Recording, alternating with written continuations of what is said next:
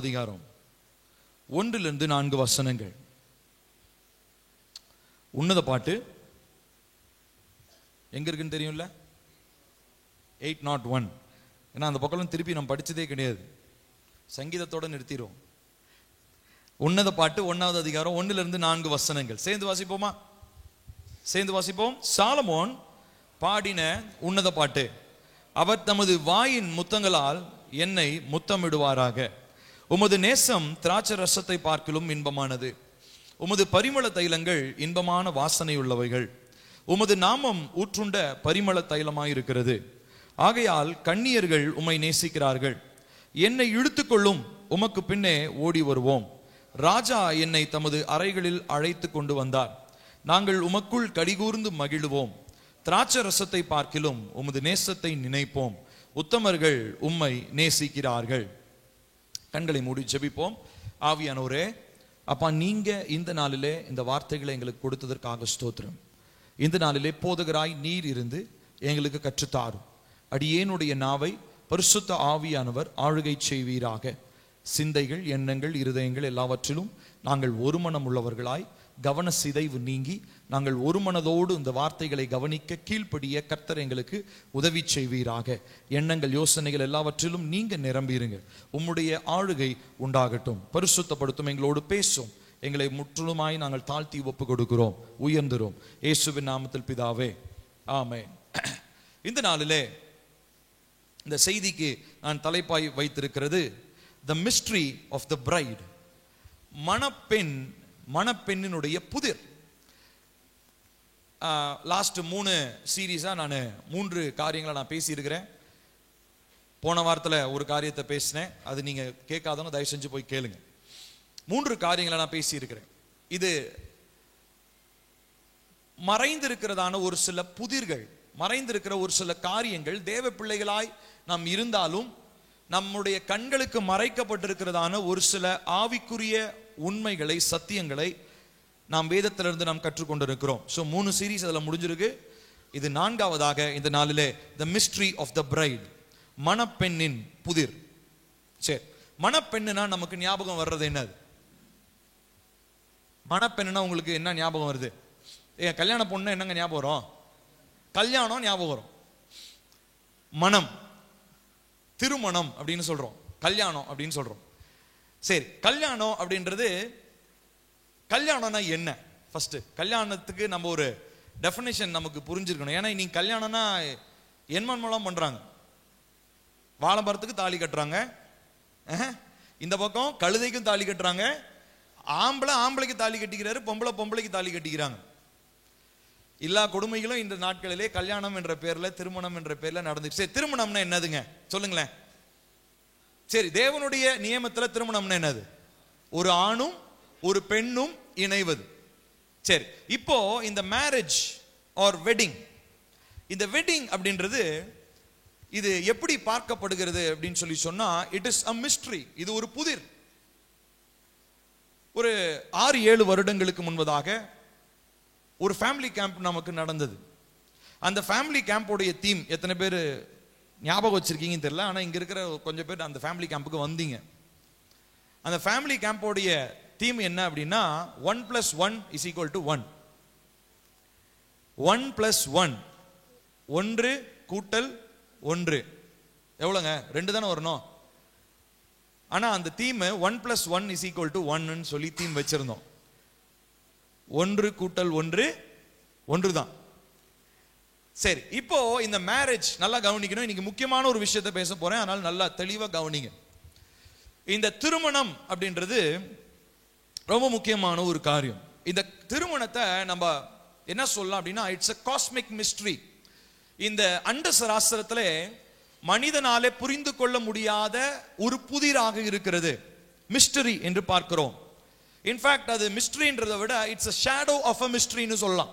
ஒரு புதிரினுடைய ஒரு நிழலாட்டமாக இருக்கிறது.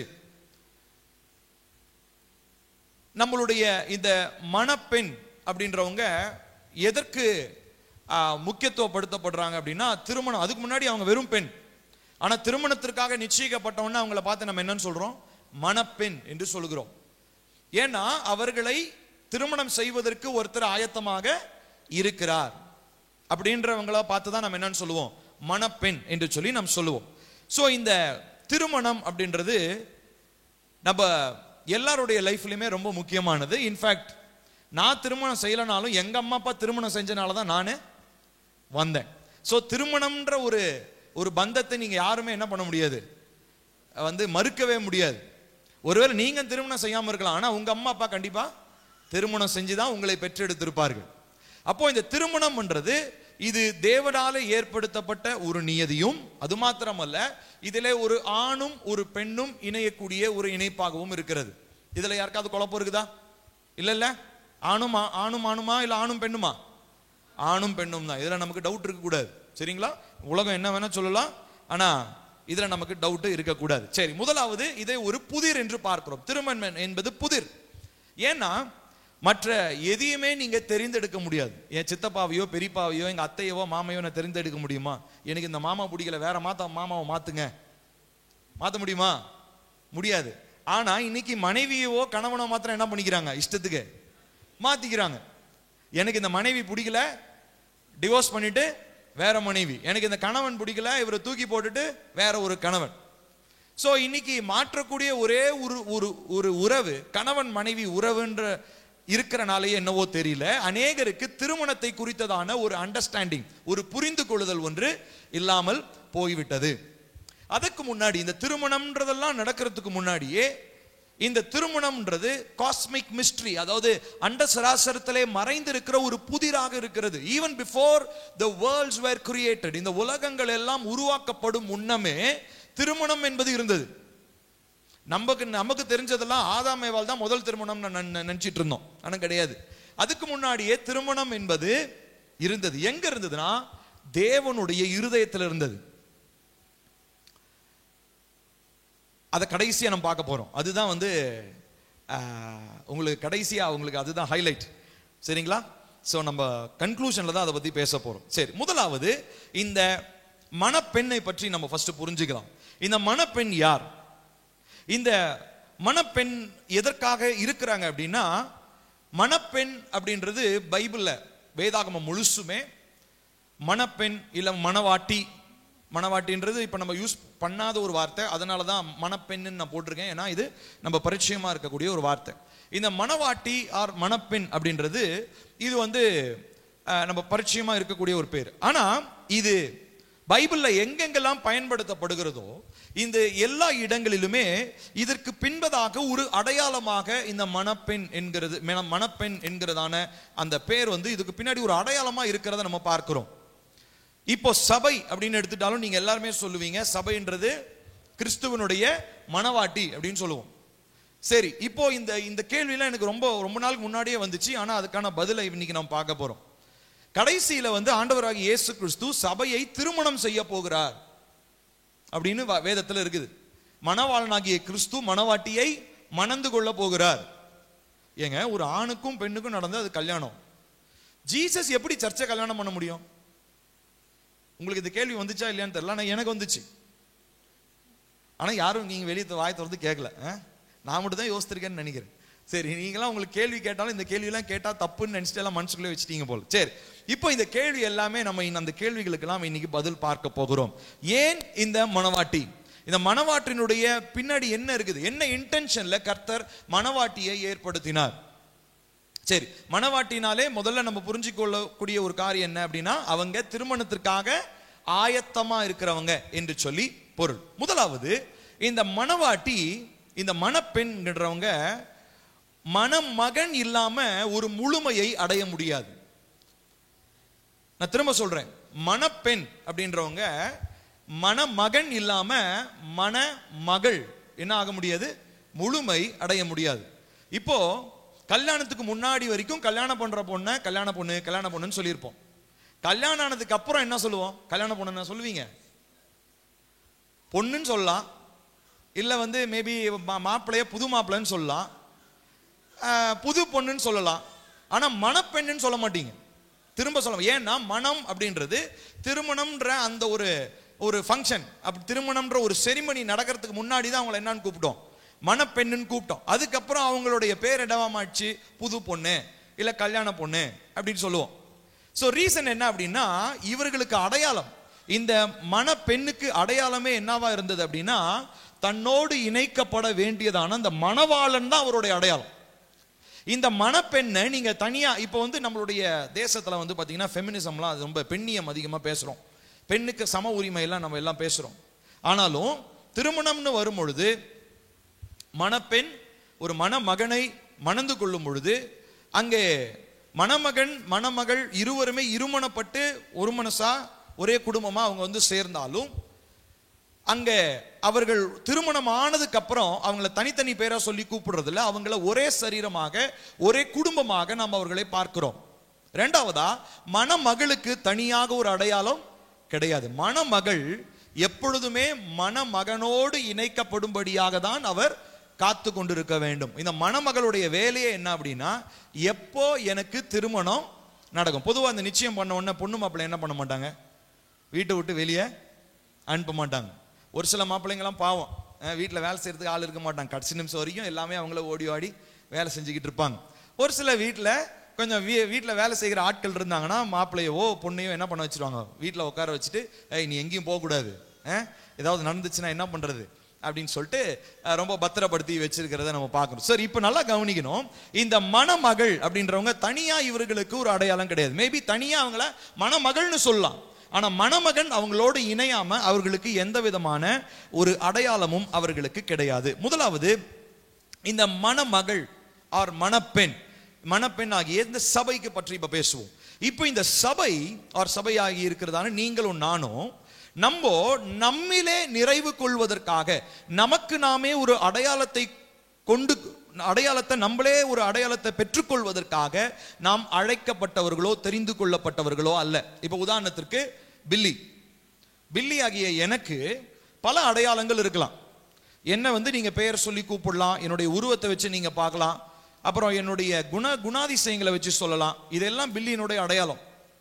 ஆனா பில்லி மணவாட்டி என்கிறதான அந்த ஒரு இணைப்புல வரும் பொழுது பில்லியினுடைய அடையாளம் என்ன அடையாளமா மாறிடுதுன்னா, மணவாட்டியினுடைய அடையாளமா மாறிடுது. பில்லிக்கு தனித்துவம் இருந்தாலும் அந்த தனித்துவம் சபை என்கிறதான அந்த அமைப்புல சேரும் பொழுது எனக்கு உங்களுக்கு நம்ம எல்லாருமே வேற வேற தனித்துவம் உள்ளவர்கள். ஆனா நம்ம எல்லாருக்குள்ளேயும் கர்த்தர் என்ன பண்றார் அப்படின்னு சொன்னா, ஒரு தன்மையை எதிர்பார்க்கிறார், ஒரு குணாதிசயத்தை எதிர்பார்க்கிறார். மணப்பெண்ணுக்கு இருக்கக்கூடிய ஒரு குணாதிசயத்தை அவர் எதிர்பார்க்கிறார். மணப்பெண்ணுக்கு இருக்க வேண்டிய குணாதிசயம் என்ன சொல்லுங்க பார்க்கலாம்? மணப்பெண்ணுக்கு இருக்க வேண்டிய குணாதிசயம் இப்பெல்லாம் அது இல்ல, சொல்லுங்க. வெக்கம், நாணம், தாழ்மை, நிறைய சொல்லலாம். அன்னைக்கு ஒரு கல்யாணத்துல போட்டோ ஷூட்ல எடுக்கும் போது பொறுமை, போட்டோகிராஃபர் சொல்றாரு, மாப்பிள்ள எங்க கொஞ்சம் பொண்ணை வெக்கப்பட சொல்லுங்க, வெக்கமே பட மாட்டாங்க, நல்லா சிரிச்சுக்கிட்டே இருக்கிறாங்க, கொஞ்சம் நாச்சும் வெக்கப்பட சொல்லுங்க.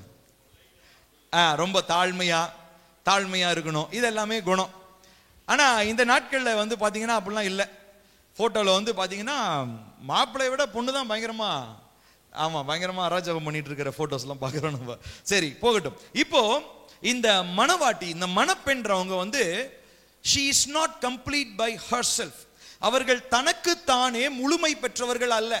she needs the companionship of her husband. ஒரு மணவாட்டி என்பவளுக்கு தன்னில் தானே நிறைவு பெற்றவள் அல்ல. மணவாட்டிக்கு எப்பயுமே மணவாளனுடைய ஒரு முழுமை என்பது அவசியமாக இருக்கிறது. ஒரு மணப்பெண்ணை கொண்டு திருமணத்துல நிறுத்தி வச்சுட்டு, திருமண மேடையில் நிறுத்தி வச்சுட்டு, அந்த பொண்ணே தாலி எடுத்து தானே கட்டிக்கிட்டு கல்யாணம் முடிஞ்சிச்சுன்னா நீங்க ஏத்துக்குவீங்களா? என்னங்க இது அநியாயமா இருக்குதுன்னு. ஏன்னா மணப்பெண் அப்படின்றவங்களுக்கு ஐடென்டிட்டி என்னன்னா, இந்த பக்கம் ஒருத்தர் தாலி கட்டுறதுக்கு ஒருத்தர் இருக்கணும். அவர் பேர் என்னன்னு சொல்றோம்? மாப்பிள்ளை, அவர் மணவாளன்னு நம்ம சொல்றோம். இந்த ஒரு புரிந்து கொள்ளுதல் நமக்கு முதலாவது அவசியம். சரி, இதுல நமக்கு குழப்பம் இல்லைன்னு சொல்லி நான் நினைக்கிறேன். அடுத்ததா, நம்ம எல்லாருடைய இருதயத்தினுடைய ஏக்கமும் என்னவா இருக்குது அப்படின்னா, நம்ம எல்லாருக்கும் பலவிதமான ஆசைகள் இருக்கலாம். நம்ம எல்லாருக்குமே deep down in our hearts நமக்கு ரொம்ப ஆசைகள் இருக்கும். அதை செய்யணும், இதை செய்யணும், அதை படிக்கணும், இதை படிக்கணும், இதை பண்ணணும், அதை கட்டணும், இதை இடிக்கணும், அதை சாதிக்கணும், இந்த மாதிரி நிறைய காரியங்கள் நமக்கு இருக்கலாம். ஆனா திருமணம் ஆனதுக்கு அப்புறம் மணப்பெண்ணுடைய விருப்பங்கள் நல்லா கவனிக்கணும். திருமணம் ஆனதுக்கு அப்புறமோ இல்ல நிச்சயம் ஆனதுக்கு அப்புறமோ மணப்பெண்ணுடைய அந்த விருப்பங்கள் எல்லாமே இருந்தாலும் அவங்க இப்போ எதோட அவங்க அலைன் பண்ணிக்கணும் தெரியுமா? மணவாளனுக்குன்னு ஒரு விருப்பம் இருக்கும். அந்த விருப்பத்தோடு கூட என்ன பண்ணணும்? அவங்க தங்களை மேட்ச் பண்ணிக்கணும். வேற வழி இல்லை. இப்போ எந்த குடும்பத்துல மணப்பெண்ணுக்கு ஒரு தனி விருப்பம், மணவாளனுக்கு ஒரு தனி விருப்பம் இருக்கும், அந்த குடும்பத்தால நிச்சயமா ஒரு வருஷம் கூட என்ன பண்ண முடியாது, ஃபர்ஸ்ட் இயர் ஆனிவர்சரி கூட அவங்களால கொண்டாட முடியாது. காரணம் என்னன்னா, இருவருக்கும் இருவேறு திசைகளிலே போகக்கூடியதான எண்ணங்கள் இருக்கிறது. அப்போ மணப்பெண் மணவாளன் இருவரும் வரும் பொழுது அவர்களுக்குள்ளாக எக்கச்சக்க எண்ணங்களும் எக்கச்சக்க ஆசைகளும் இருந்தாலும் அவங்க என்ன பண்றாங்கன்னா, ஒருவருக்காக ஒருவர் விட்டு கொடுக்கிறார்கள். மணவாளன் மணவாட்டிக்காக விட்டு கொடுக்கிறார், மணவாட்டி மணவாளனுக்காக விட்டு கொடுக்கிறாங்க. காரணம் என்ன அப்படின்னா, அந்த உறவுல அவங்க நிலைத்திருக்கணும்னு என்ன பண்றாங்க, ஆசைப்படுறாங்க, ஒரு தீர்மானம் பண்ணியிருக்கிறாங்க. இப்போ நல்லா கவனிக்கணும், நம்ம எல்லாருமே சபையில நம்ம எல்லாருமே மணவாட்டியாக பார்க்கப்படுகிறோம். இந்த மணவாட்டி நம்ம எல்லாமே பர்சனலா நம்ம ஒவ்வொருத்தருக்குமே நமக்கு deep down in our hearts, நம்முடைய இருதயத்தின் ஆழங்களிலே அநேக ஏக்கங்கள் இருக்கிறது, அநேக ஆசைகள் இருக்கிறது. ஆனா இது எல்லாவற்றையும் மணவாளனோடு கூட, மணவாளனாகிய கிறிஸ்துவோடு கூட நீங்கள் இணைக்கப்படும் பொழுது உங்களுடைய அலைன்மெண்ட்ல பிரச்சனை வருது.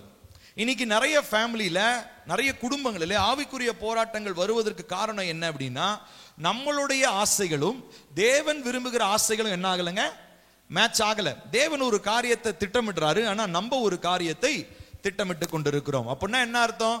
ஹஸ்பண்ட் அண்ட் ஒய்ஃப் ஆளாளுக்கு ரெண்டு தீர்மானத்தை எடுத்தா குடும்பம் எப்படி இருக்குமா இருக்காதான்றது நீங்க யோசிச்சு பாருங்க. அப்படிதான் இன்னைக்கு நம்முடைய ஆவிக்குரிய வாழ்க்கை இருக்குது. இன்னைக்கு நிறைய பேருடைய குடும்பங்கள் அப்படிதான் இருக்குது. ஏன்னா நம்முடைய குடும்பத்துக்குன்னு ஒரு ஆசையை வச்சுக்குவோம், நமக்குன்னு ஒரு ஆசையை வச்சுக்குவோம். பில்லியா, பில்லிக்கு ஒரு ஆசை, தமிழா, தமிழுக்கு ஒரு ஆசை, இப்படி நம்ம எல்லாருக்கும் தனித்தனி ஆசைகள் இருக்கலாம். ஆனா மணவாட்டியாய் நாம் இணைந்து வந்து மணவாளனாகிய கிறிஸ்துவுக்காக நாம் ஆயத்தத்தோடு காத்திருக்கும் பொழுது என்ன காரியத்தை நீங்கள் விட்டு கொடுக்கிறீர்கள்? What desires are you giving up to be with the bridegroom? மணமகனாகிய மணவாளனாகிய கிறிஸ்துவோடு கூட நீங்கள் இணையும்படி என்னென்ன ஆசைகளை, என்னென்ன விருப்பங்களை நீங்கள் விட்டு கொடுக்கிறீர்கள்? இந்த கேள்வி நான் உங்ககிட்ட கேட்கிறேன், யோசிச்சு பாருங்க. ஏன்னா நம்ம எல்லாருக்குமே ஒரு ஆசை இருக்கு. ஆனா அந்த ஆசையை அப்படியே கொண்டு போய் அவர்கிட்ட திணிக்கணும்னு பார்க்கிறோமே ஒழிய, அவர் நினைக்கிறதான ஆசைகளை நம்ம ஒரு நாளும் புரிந்து கொள்ளணும்னு யோசிக்கிறதே கிடையாது. இந்த விஷயத்தை நீங்க புரிஞ்சுக்கிட்டீங்கன்னா உங்களோட பிரேயர் லைஃபே மாறும். நான் சொல்றேன், உண்மையான அந்த நேசத்துக்குரிய அந்த மணமகள் எப்படி தெரியுங்களா இருப்பாங்க? மணவாளனுடைய நேசத்திற்காக ஏங்குகிற அந்த மணமகள் எப்படி தெரியுமா இருப்பாங்க? என் விருப்பம் வேணாம், நீங்க என்ன சொன்னாலும் அதை நான் செய்யறேன். இதுதான் உண்மையான மணமகள். ஏன்னா அவங்க அந்த அளவுக்கு அன்பினாலே நிரப்பப்பட்டவங்க. அதனால அவங்களால என்ன பண்ண முடியும்? அவங்க பிரேயர் எப்படி இருக்கும்னா, இப்ப உண்மையான மணவாட்டியா நீங்க இருந்தீங்க, இல்ல மணவாட்டியா இருக்கிறீங்கன்றத புரிஞ்சுக்கிட்டீங்கன்னா உங்களுடைய பிரேயர் எப்படி தெரியுமா இருக்கும்? எனக்கு இதெல்லாம் இருக்கலாம், ஆனா அதுக்கு அந்த லிஸ்ட் கூட நான் சொல்லலைங்க. எனக்கு முழுசுமா எனக்கு மணவாளன், என்னை நேசிக்கிற கிறிஸ்து, என்னுடைய மணவாளனுடைய விருப்பம் முழுவதுமா என்னிலே நிறைவேற வேண்டும். இது நம்முடைய ஜெபமாக மாறும். அடுத்ததா, இந்த மணவாட்டிக்கு எப்பயுமே இருதயத்துல ஒரு வெறுமை ஒன்று இருக்கும். அந்த வெறுமையை வேற எந்த விதத்தினாலையும் நிரப்பவே முடியாது. அந்த வெறுமையை நிரப்பக்கூடியதான ஒரே ஒரு அதிகாரம், ஒரு வல்லமை யாருக்கு இருந்ததுன்னா மணவாளனுக்கு மாத்திரம் தான் இருக்குது. There is always an emptiness, a void that is in the bride's heart. மணமகளுடைய இருதயத்திலே ஒரு வெறுமை ஒன்று எப்பொழுதுமே இருக்கும். இந்த வெறுமையை நிரப்பக்கூடியது யாரு? மணமகன் மாத்திரம் தான், அவருக்கு மாத்திரம் தான் தெரியும். அடுத்ததா, a bride is made to be married. ஒரு மணப்பெண் எதற்காக அவர்கள் சிருஷ்டிக்கப்பட்டார்கள்? திருமணம் செய்வதற்காக. ஒரு குறிப்பிட்ட வயசு வந்தோன்னே வீட்டில் ஒரு பொம்பளை பிள்ளையை நம்ம வச்சிருக்கிறோம் அப்படின்னா உடனே எல்லாம் என்ன பண்ணுவாங்க? கண்டிப்பா கேட்பாங்க, ஏன் இன்னும் இந்த பொண்ணுக்கு கல்யாணம் பண்ணல? அன்லஸ் அண்ட் அன்டில் நீங்க ஏதோ சிஸ்டரா அனுப்புறீங்க, இவங்களை ஒரு சன்னியாசியா நான் அனுப்புறேன், சிஸ்டரை அனுப்புறேன் அப்படின்னா அது வேற. ஆனா கண்டிப்பா ஒரு சமுதாயத்தில் நம்ம வாழும்பொழுது ஒரு குறிப்பிட்ட வயசு வந்தோடனே பொண்ணு வச்சிருக்கிற அம்மா அப்பா கிட்ட என்ன கேட்பாங்க? ஏன் இன்னும் கல்யாணம் பண்ணல? ஏன்னா ஒரு மகள், அதாவது அவங்கள பொறுத்த வரைக்கும் அது மகள், இன்னும் கொஞ்ச நாள்ல அவன் மணமகளா மாறப்போறா. ஏன்னா எல்லாருமே, அதாவது அந்த அந்த ஃபீமேல் ஜெண்டர், அவங்க எல்லாருக்குள்ளேயுமே கர்த்தர் என்ன ஒரு இதை வச்சிருக்கிறாருன்னா, அவங்க they are meant to be married. அவர்கள் திருமணம் செய்வதற்காகவே சிருஷ்டிக்கப்பட்டவர்கள், பிறந்தவர்கள். இல்லைன்னு சொல்லி சொன்னா ஆண்டவர் அவங்களுடைய கர்ப்பப்பையில கருமுட்டையை வைப்பாரா? எதுக்கு ஒரு பெண்ணினுடைய கர்ப்பப்பையில கருமுட்டை உருவாகுது? ஏன்னா she supposed to reproduce. அந்த பெண்ணாய் இருக்கிறவள் தாயாய் மாறி அவள் சந்ததியை பெற்றெடுக்க வேண்டும். அது மாத்திரம் இல்ல, அவளுக்கு வாழ்க்கையினுடைய நிறைவு மணமகன் அவளோடு கூட இணையும் போதுதான். இப்ப நல்லா கவனிக்கணும். நான் ஏன் இந்த மேரேஜ் பத்தி இவ்வளவு டீடைல் சொல்றேன்னா, அடுத்து நம்ம சர்ச்சை பத்தி அதோட கூட ஒப்பிட்டு நம்ம பார்க்க போகிறோம். So bride is always made to be married. So அடுத்ததாக மணவாளன் மணவாட்டியோடு இணைக்கப்படாமல் அந்த மணப்பெண்ணினாலே ஒரு முழுமையை அடைய முடியாது. ரெண்டு காரியத்தை சொல்லி இருக்கிறேன். சரி, இப்போ மணவாட்டியினுடைய இருதயத்துல ஒரு சில காரியங்கள்லாம் இருக்குது. அது என்னென்ன காரியங்கள்லாம் லிஸ்ட் போட்டிருக்கிறேன். நான் வேணும் எழுதுறவங்க, நோட் பண்றவங்க நீங்க எழுதிக்கோங்க. ஆனா இது எல்லாவற்றையும் தாண்டி மணமகன் மணவாளனுடைய விருப்பம் என்ன அப்படின்றத நம்ம பார்க்க போகிறோம். பொதுவா மணமகளுடைய இருதயத்தில் இருக்கக்கூடியதான விஷயங்கள், முதலாவது மக்கள். அதாவது மக்கள்னு சொன்னா உறவுன்னு வச்சுக்கலாம். அம்மா அப்பா, அண்ணன் தம்பி, அக்கா தங்கச்சி, இந்த மாதிரி மக்களை பிரியப்படுத்துவது அவர்களுடைய இருதயத்திலே பிரதானமாக வைத்துக் கொள்வார்கள். அந்த இருதயத்துல வெறுமைன்னு சொன்னேன் இல்லைங்களா, அந்த வெறுமையை நிரப்புறதுக்கு ஏதாவது நான் சொல்ல போகிற இந்த ஏதாவது ஒரு சில விஷயத்தினால அந்த வெறுமையை நிரப்பணும்னு நினைப்பாங்க. ஆனா அது முடியாத ஒரு காரியம். அது என்னென்ன விஷயம் சொல்றேன். முதலாவது உறவுகள், ரிலேஷன்ஷிப். அப்படின்னா என்ன அர்த்தம்? அம்மா அப்பா, முக்கியமான ஒரு ஃப்ரெண்டு, அந்த மாதிரி ஒரு நபர் நிமித்தமாக நம்முடைய இருதயத்தின் வெறுமையை மூடிவிடலாம் அப்படின்னு நினைக்கிறது முதலாவது. ரெண்டாவதா சக்சஸ். நிறைய பெண்கள், இன்னைக்கு நான் பார்க்குற நிறைய பெண்கள் வந்து பார்த்தீங்கன்னா, அவங்களுக்கு திருமணம் செய்து கணவனோடு வாழ்றது அவங்களுக்கு சக்சஸ் கிடையாது. அவங்கள பொறுத்த வரைக்கும் 50,000 ரூபாய் சம்பாதிக்கணும் மாசம். ஏன்னா எங்க வீட்டில் இருக்கிற ஆம்பளை ஆளுங்களாம் 50,000 ரூபாய் சம்பாதிக்கிறாங்க. அதனால நானும் என்ன பண்ண போறேன், 50,000 ரூபாய் சம்பாதிச்சாதான் என் வாழ்க்கை நிறைவாகும். இப்படி நிறைய பெண்கள் முட்டாள்தனத்தில் இருக்கிறாங்க. இது எவ்வளவு தவறு தெரியுங்களா?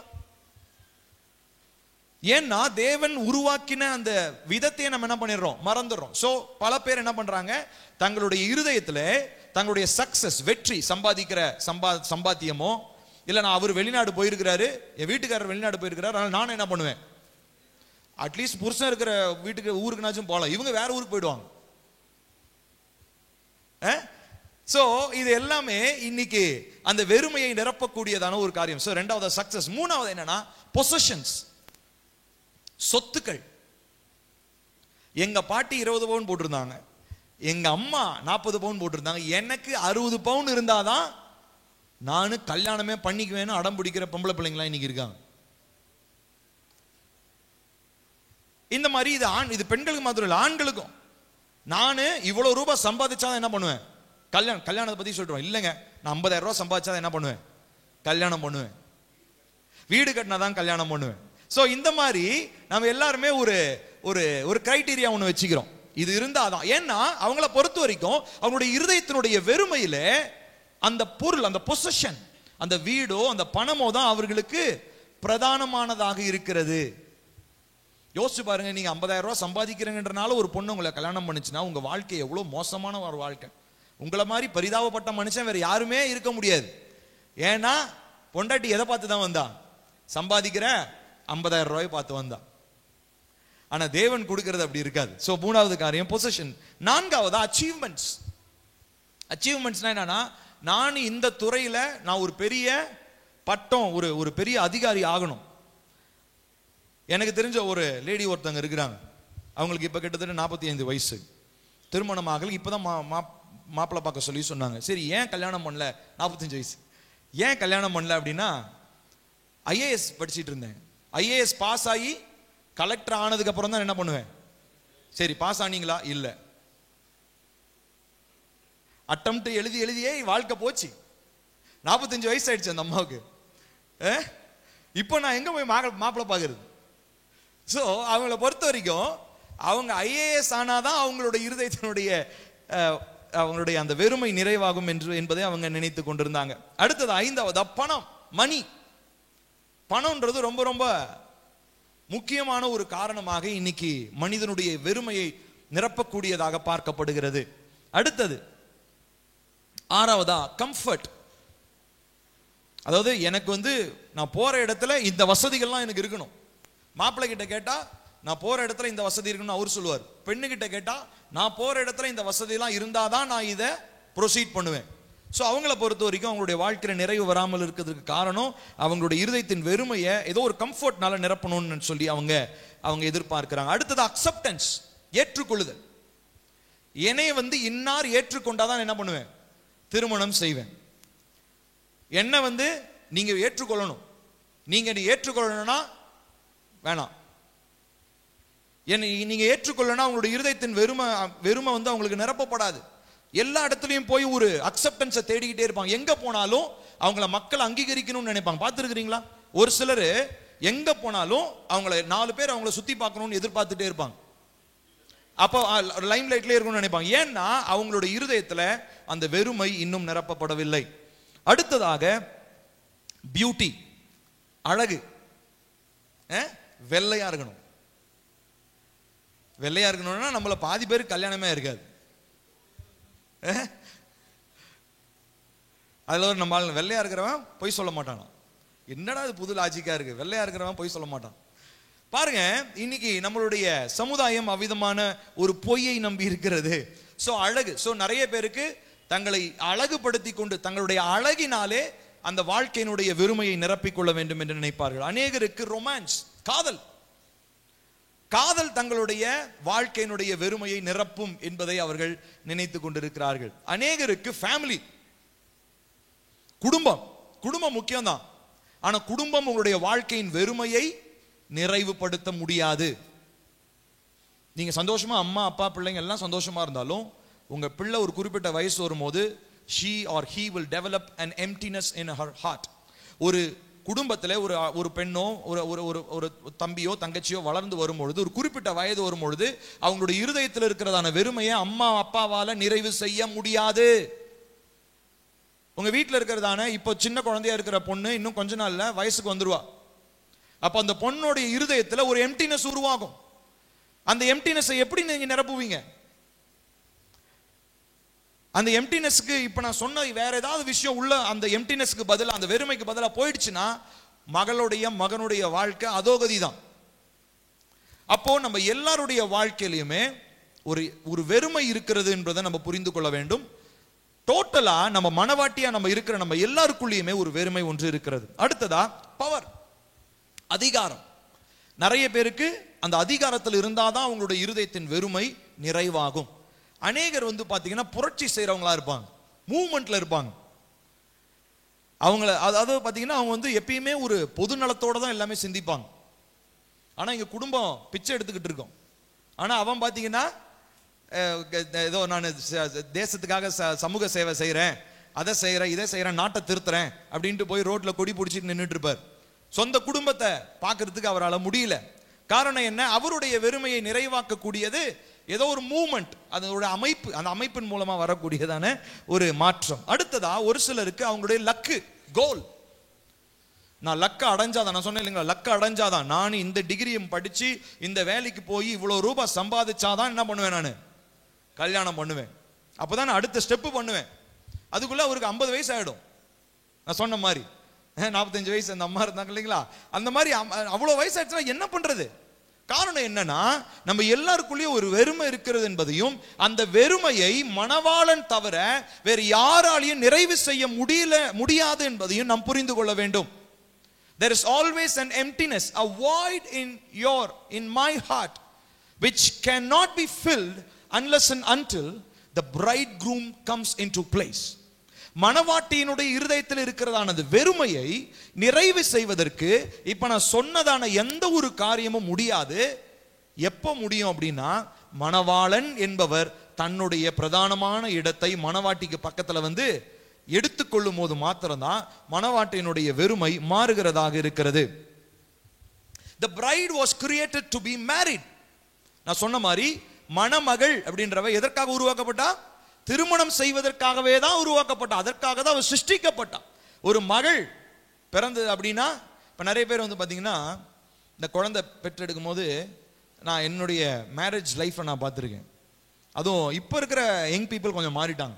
ஓல்டு பீப்புளெலாம் பார்த்தீங்கன்னா, இவருக்கு 4 பொம்பளை பிள்ளைங்க அப்படின்னா, ஐயோ ஆம்பளை பையனே இல்லையா? அப்போ இவங்களாம் பார்த்தா மனுஷங்களா தெரியலையா? ஆம்பளை பையன் பிறந்தாதான். ஏன்னா பாருங்க, நம்மளுடைய கலாச்சாரத்தில் என்ன சொல்லிட்டாங்க?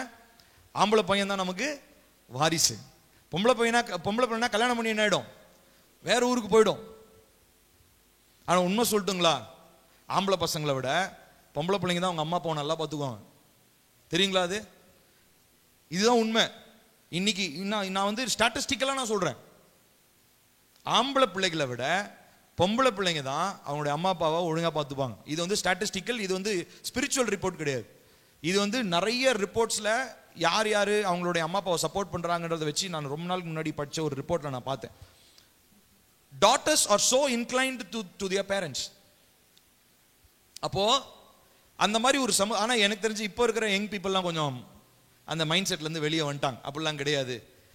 எது கொடுத்தாலும் அது தேவ பிள்ளைகள் ஓரளவுக்கு அந்த மெச்சூரிட்டிகளும் வந்துட்டோம். எது கொடுத்தாலும் தேவன் கொடுத்தது அப்படின்னு சொல்லி. சரி, இப்போ கவனிக்கணும். இப்போ bright, a bride is always meant to be married. திருமணம் செய்வதற்காகவே மணப்பெண் இருக்கிறாள். அடுத்ததா, she can never rest until she is married. ஒரு மணமகள் ஒரு முழுமைக்குள்ள திருமணம் ஆகாமல், மணமகனை பார்க்காமல், மணமகனை சந்திக்காமல், மணமகனோடு இணையாமல் அந்த திருமண பெண், அந்த மணப்பெண்ணினாலே ஒரு முழுமை அடைய முடியாது. So you cannot find your wholeness until Christ comes into your life. கிறிஸ்துவானவர் மணவாட்டியாகிய நம்ம ஒவ்வொருத்தருடைய இருதயத்திற்குள்ளேயும் நிறைவாய் வரலன்னு சொல்லி சொன்னா உங்களுடைய வாழ்க்கை நிறைவே கிடையாது. நீங்க என்ன வேணா சம்பாதிச்சுக்கோங்க, என்ன வேணா பண்ணிக்கோங்க, ஆனா உங்களுடைய இருதயத்தின் வெறுமையை நிறைவாக்குவதற்கு மணவாளன் உங்களோடு கூட இல்லை என்று சொன்னால் உங்களுடைய வாழ்க்கையில நீங்கள் வெறுமையானவர்களாக இருக்கிறீர்கள். சரி, இப்பதான் முக்கியமா மெசேஜுக்குள்ளேயே போய் இன்ட்ரோடக்ஷன் தான் கொடுத்துருக்கேன். சரிங்களா? மெசேஜுக்குள்ள போவோம். ஒரு வசனத்தை வாசிப்போம். உபாகமம் 6வது அதிகாரம் 5வது வசனம்.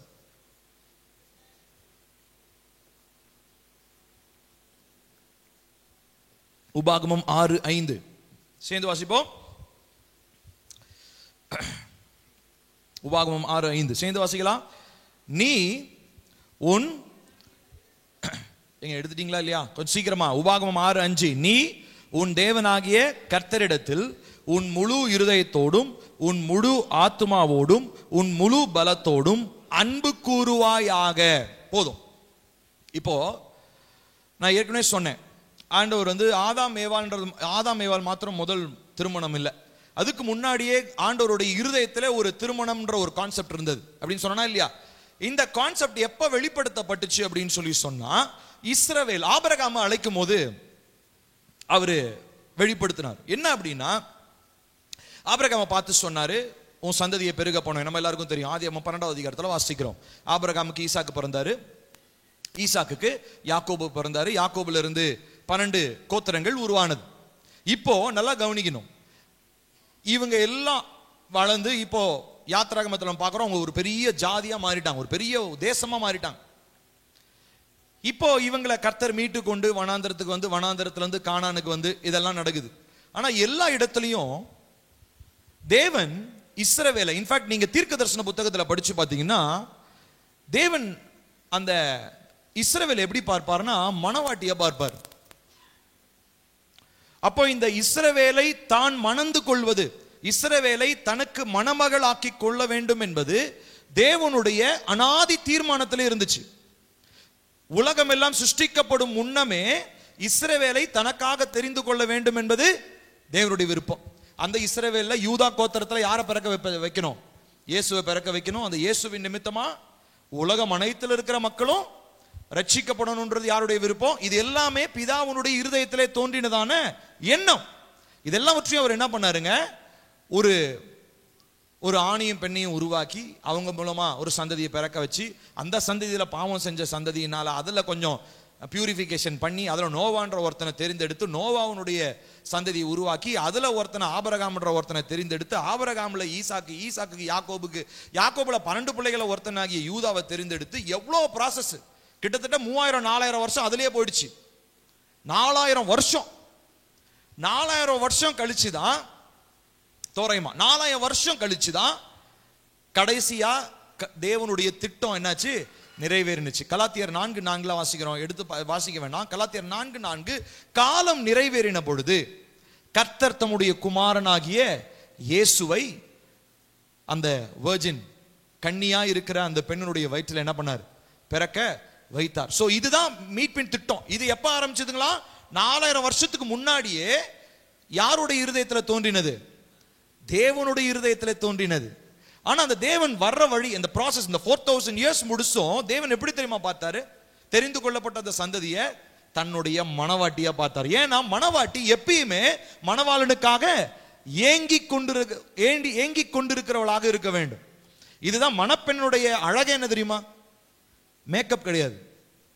மணப்பெண்ணுடைய அழகு வந்து அலங்காரம் பண்ணிக்கிட்டு ட்ரெஸ் போடுறது கிடையாது. மணப்பெண்ணுடைய அழகு என்னன்னா, மணமகனுக்காக எதையும் நான் செய்வேன், மணமகனுக்காக நான் காத்திருப்பேன் என்கிறதான இருதயம் தான் மணமகளுக்கு அழகு. இதுதான் ஒரு பிரைடுக்கான பியூட்டி. என்னன்னா கவுனோ, ட்ரெஸ்ஸோ, ஃப்ராக்கோ, நகையோ இது கிடையாது. மணமகன் என்னை எப்பொழுது மணந்து கொள்வார், நான் எப்பொழுது அவருடையவராய் நான் மாறுவேன் அப்படின்ற இருதயம் உள்ளவங்க தான் உண்மையான மணமகள். ஆனா நம்மளுடைய சொசைட்டியில் அதெல்லாமே மாறிடுச்சு இல்லைங்களா. மணமகன் வேலையை செய்யறாங்க. மணமகன் பாத்தீங்கன்னா நிறைய பேர் வீட்டில் ஹவுஸ் ஹஸ்பண்ட்ஸ் இருக்கிறாங்க. பூசாண்டே என்னடா அது அப்படி, ஹவுஸ் ஹஸ்பண்ட்ஸ், ஹவுஸ் ஒய்ஃப் மாதிரி ஹவுஸ் ஹஸ்பண்ட்ஸ். ஏன்னா ஒய்ஃப்லாம் இன்னைக்கு வேலைக்கு போயிட்டாங்க. ஆமா, ஒய்ஃப்லாம் வேலைக்கு போறாங்க, ஹஸ்பண்ட்ஸ் எல்லாம் வீட்டில் உட்காந்து பிள்ளைக்கு பால் ஊட்டிக்கிட்டு தாளாட்டிக்கிட்டு வீடு தொடச்சிக்கிட்டு பண்ணிட்டு இருக்காங்க. பாருங்க எப்படி மாறிடுச்சு. கேட்டா நாங்க எல்லாமே ஈக்குவல் அப்படின்னு இன்னைக்கு ஆட்கள் பேசுவாங்க. சரி, அது போகட்டும், நம்ம அதை பத்தி பேசுவோம். ஆனா இங்க இந்த வசனத்தை நம்ம வாசிக்கும் போது கவனிக்கணும், தேவன் இஸ்ரவேல் இடத்துல இந்த வசனத்தை சொல்லும் போது, இந்த வார்த்தையை சொல்லும் போது, நீ உன் தேவனாகிய கர்த்தரிடத்தில் உன் முழு இருதயத்தோடும் உன் முழு ஆத்துமாவோடும் உன் முழு பலத்தோடும் அன்பு கூறுவாய். சோ இந்த அன்பு கூறுவாயாக சொன்னதே எதனுடைய அடிப்படையில் தான் தெரியுமா, நான் மணவாளன், நீ மணவாட்டி. So I expect your love. உன்னிடத்திலிருந்து இந்த அன்பை நான் எதிர்பார்க்கிறேன், உன்னிடத்திலிருந்து இந்த தியாகத்தை நான் எதிர்பார்க்கிறேன். உனக்கு ஆசைப்படுறதுக்கு நிறைய இருக்கலாம். எல்லாரும் கவனிங்க, என்னைய பாருங்க. உங்களுக்கு ஆசைப்படுறதுக்கு நிறைய இருக்கலாம். ஆனா நீங்க கிறிஸ்துவ ஆசைப்படுறீங்களா? தேவனுக்கு பிரியமானதுதான் செய்யணும்ன்றதை நீங்க விரும்புறீங்களா? இது ஏன்னா இஸ்ரவேல திசை கெட செய்கிறதான அநேக காரியங்கள் இருந்துச்சு. இஸ்ரவேல் போற இடத்தெல்லாம் பிரச்சனை இருந்தது. இன்ஃபேக்ட் கானானுக்குள்ள போன உடனே அங்கங்க சொரூபங்கள் இருந்தது. பாகால் இருந்தது, அஸ்தரோத் இருந்தது, மோலேக் இருந்தது, இப்படி பல விக்கிரகங்கள் இருந்தது. அதன் பின்னாடிலாம் அவங்க போயிடக்கூடாது. அதன் பின்னாடி போய் உண்மையான மணவாளனை விட்டுறக்கூடாது. தங்களுடைய இருதயத்தின் வெறுமையை பாகாலோ அஸ்தரோத்தோ மோலேக்கோ நிரப்பிவிடக் கூடாது என்பதற்காக அவர் என்ன பண்றாரு, எச்சரிக்கிறார். கானான் தேசத்துக்கு யோசுவால தான் கானான் தேசத்துக்குள்ள போறாங்க. ஆனா அதுக்கு முன்னாடி அவங்களுக்கு என்ன பண்றாரு தெரியுங்களா, எச்சரிப்பு கொடுக்கிறார். என்ன எச்சரிப்பு கொடுக்கிறார் தெரியுமா, நீ என்ன பண்ணணும், உன் தேவனாகிய கர்த்தரிடத்தில் முழு இருதயத்தோடும் முழு ஆத்மாவோடும் முழு பலத்தோடும் நீ அன்பு. அப்படின்னா என்ன அர்த்தம், உன்னுடைய இருதயத்தில் ஒரு வாய்ட், ஒரு எம்டினஸ் இருக்குது. அந்த வெறுமைய என்னுடைய அன்பு மாத்திரம் தான் நிரப்பணும். ஹல்லேலூயா. எல்லாரும் உங்க நெஞ்சு மேல கை வச்சு சொல்லுங்க, என்னுடைய இருதயத்தில் இருக்கக்கூடிய வெறுமையை மணவாளனாகிய கிறிஸ்துவினுடைய அன்பு மாத்திரமே நிறைவு செய்ய முடியும் என்று நான் ஒத்துக்கொள்கிறேன். ஹல்லேலூயா. இன்னைக்கு நம்ம கிறிஸ்துவ ஃபேமிலி தான் சொல்றேங்க, நம்ம மற்றவங்களை பத்தி தான் பேச வேணும். கிறிஸ்துவ ஃபேமிலியிலேயே தேவ பிள்ளைகளுக்கே இந்த பிரச்சனை என்னன்னா, ஐடென்டிட்டி பிரச்சனை. என்னன்னா, என்னுடைய இருதயத்துல என்னுடைய அன்புக்கு தகுந்தவங்க யாருமே இந்த உலகத்துல இல்ல, என்ன உண்மையா நேசிக்கிறவங்க யாரும் இல்ல. இது யார் சொல்றா, தேவ பிள்ளைங்க சொல்றாங்க. எவ்வளவு வேதனையான விஷயம் தெரியுமா. ஏசப்பாவை அறியாதவங்க இதை சொன்னா கூட ஏத்துக்கலாங்க, ஏன்னா அவனுக்கு ஏசப்பா பத்தி தெரியாது. ஆனா உங்களுக்காக ஒருத்தர் மெனக்கட்டு சிலுவையை சுமந்து ரத்தம் சிந்தி உயிரை கொடுத்தாரு, அது நினைவுக்கு வர மாட்டேங்குது. தேவ பிள்ளைகளா மாறினதுக்கு அப்புறம் என்ன சொல்றோம்? என்னை நேசிக்க யாருமே இல்லைங்க, என்னை கவனிக்க யாருமே இல்லைங்க. இந்த புலம்பல் பாட்டா பாடினா யாராவது உங்களை பார்த்து கவனிச்சு ஏத்திட்டு போயிடுவாங்களா என்ன? நிறைய பேர் தேவ பிள்ளைகள் புலம்பல் பாட்டே தான், எப்ப பார்த்தாலும் புலம்பல் தான். என்னை கவனிக்க யாருமே இல்லை, நான் ரொம்ப தனிமையா இருக்கிறேன். ஏன்? உங்களுக்காக ரத்தம் சிந்தின இயேசுப்பாவுடைய அந்த ஞாபகம் எங்க போச்சு? உங்க இருதயத்தினுடைய வெறுமையில ஏன் அவர் இல்ல? அப்ப நீங்க மணமகன் மணவாட்டின்னு சொல்றதுக்கு உங்களுக்கு தகுதி இல்லைன்னு அர்த்தம். மணவாட்டின்னு சொல்லி சொன்னீங்கன்னா நீங்க ஒரு நாளும் வெறுமை தனிமை அப்படின்ற உணர்வு உங்களுக்கு இருக்க கூடாது. ஏன்னா மணப்பெண்ணுடைய ஒரே ஏக்கம்லாம், நான் எப்போ மணவாளனுடைய பிரசன்னத்தை அவரோடு கூட நான் எப்பொழுது போய் இருக்க போறேன். இது புரிஞ்சுக்கிறதுக்கு உங்களுக்கு ஒரு கலாச்சார பின்னணியை நான் கற்றுக் கொடுக்கிறேன். நல்லா கவனிங்க. எல்லாரும் என்னை பாருங்க, எல்லாரும் என்னை பாருங்களேன். இப்போ நம்மளுடைய ஊர்ல நான் ஏற்கனவே சொல்லியிருக்கேன், நம்மளுடைய ஊர்ல பொண்ணு பார்க்கறது மாப்பிள்ளை பார்க்கறதுலாம் ரொம்ப வித்தியாசமா இருக்கும். ஃபர்ஸ்ட் தரகர் எடுத்துட்டு வருவாரு, இல்லை என்ன பண்ணுவோம், போட்டோவில் பார்ப்போம். அதுக்கப்புறமா பொண்ணு வீட்டுல இருந்து அவங்கள போய் பார்ப்பாங்க, அவங்க வீட்டுல இருந்து இவங்க வீட்டுல இருந்து பார்ப்பாங்க. இப்படி 4-5 தடவை பார்ப்பாங்க. எதுக்கு பார்ப்பாங்கன்னே தெரியாது, சும்மா சும்மா போயிட்டு வருவாங்க, செலவு பண்ணிக்கிட்டே இருப்பாங்க.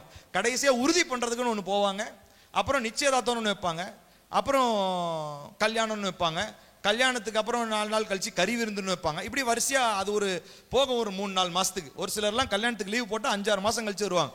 பாதி வருஷம் போயிடும். என்னடா ஆச்சு, கல்யாணத்துக்கு போனேன், கல்யாணத்துக்கு இவ்வளவு பெரிய லீவா? ஆமா, ஏன்னா எங்க ஊர்ல நாங்க அப்படிதான் பண்ணுவோம். இப்போ இதே மாதிரி யூதர்களுக்கு ஒரு பின்னணி இருந்ததுங்க, நல்லா கவனிக்கணும். யூதர்கள் என்ன பண்ணுவாங்கன்னா, இது வரைக்கும் இந்த விஷயத்தை கவனிக்காதீங்க, இதை நல்லா கவனிங்க. ஏன்னா இதை பேஸ் பண்ணி தான் தேவனுடைய வருகை இருக்குது. நல்லா கவனிங்க. இப்போ யூதர்கள் என்ன பண்ணுவாங்கன்னா, ஃபர்ஸ்ட் பொண்ணு பார்க்கறதுக்காக அம்மா அப்பா எல்லாரும் என்ன பண்ணுவாங்கன்னா, மாப்பிள்ளை வீட்டுல இருந்து போவாங்க.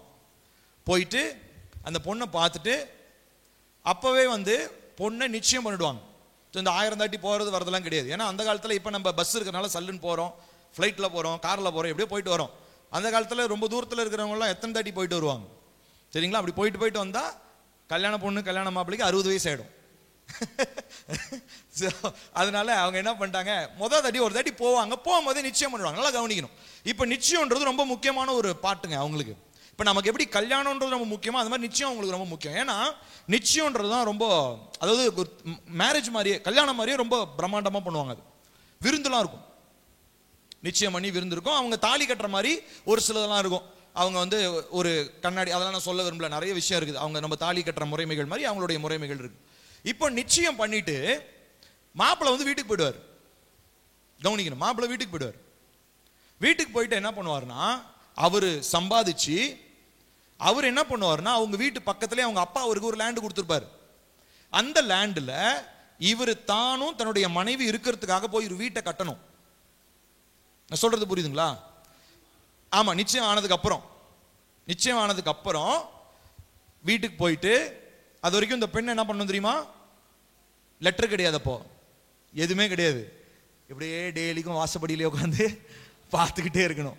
என்னது, மாப்பிள்ளை எப்ப வருவாரு?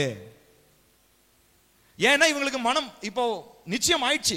வேற எந்த ஆணும் இவங்களை பார்க்க முடியாது, இவங்களும் எந்த ஆணையும் பார்க்க கூடாது. அதனால இவங்க என்ன பண்ணணும்னா, வாசப்படியிலே உட்காந்து பார்த்துட்டே இருப்பாங்க, எப்ப மாப்பிள்ளை வருவாரு. இந்த மாப்பிள்ளை என்ன பண்ணுவாருன்னா, போய் அவர் சம்பாதிச்சு ஒருவேளை லேண்ட் ஏற்கனவே இருந்ததுன்னா போனோன்னு வீடு கட்ட ஆரம்பிச்சுவார் அவருடைய வசதிக்கு ஏற்ற மாதிரி. ஏன்னா அவர் அந்த கல்யாணம் ஆக போகிற அந்த மணப்பெண் கிட்ட என்ன பண்ணியிருப்பார், பேசியிருப்பார், நமக்கு எப்படி வசதிகள்லாம் வேணும்னு சொல்லிட்டு அதெல்லாம் விசாரிச்சுட்டு போய் ஒரு வீடு கட்டுவார்.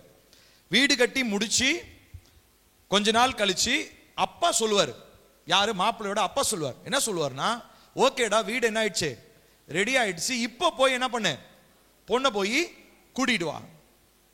அப்போதான் வருவார் யாரு, மாப்பிள்ளை வருவார். பொண்ணை கூட்டிட்டு போவார். கூட்டிட்டு போறது தான் பாத்தீங்கன்னா, அதுதான் அப்பதான் விருந்து வைப்பாங்க. அது அங்க அந்த தாலி கட்டுற அந்த மாதிரி முக்கியமான ஈவெண்ட்லாம் அதெல்லாம் நிச்சயத்திலே முடிஞ்சிடும். இது வெறுமனே ஃபீஸ்ட் மட்டும் தான். வருவாங்க, சாப்பாடு சாப்பிட்டுட்டு 1 நாள் 2 நாள் அந்த மாதிரி ஃபங்க்ஷன்ஸ், பெரிய ஃபங்க்ஷனா இருக்கும், 7 நாள்லாம் சாப்பிடுவாங்க. ஃபேமிலியா உட்காந்து 7 நாள் சாப்பிடுவாங்க.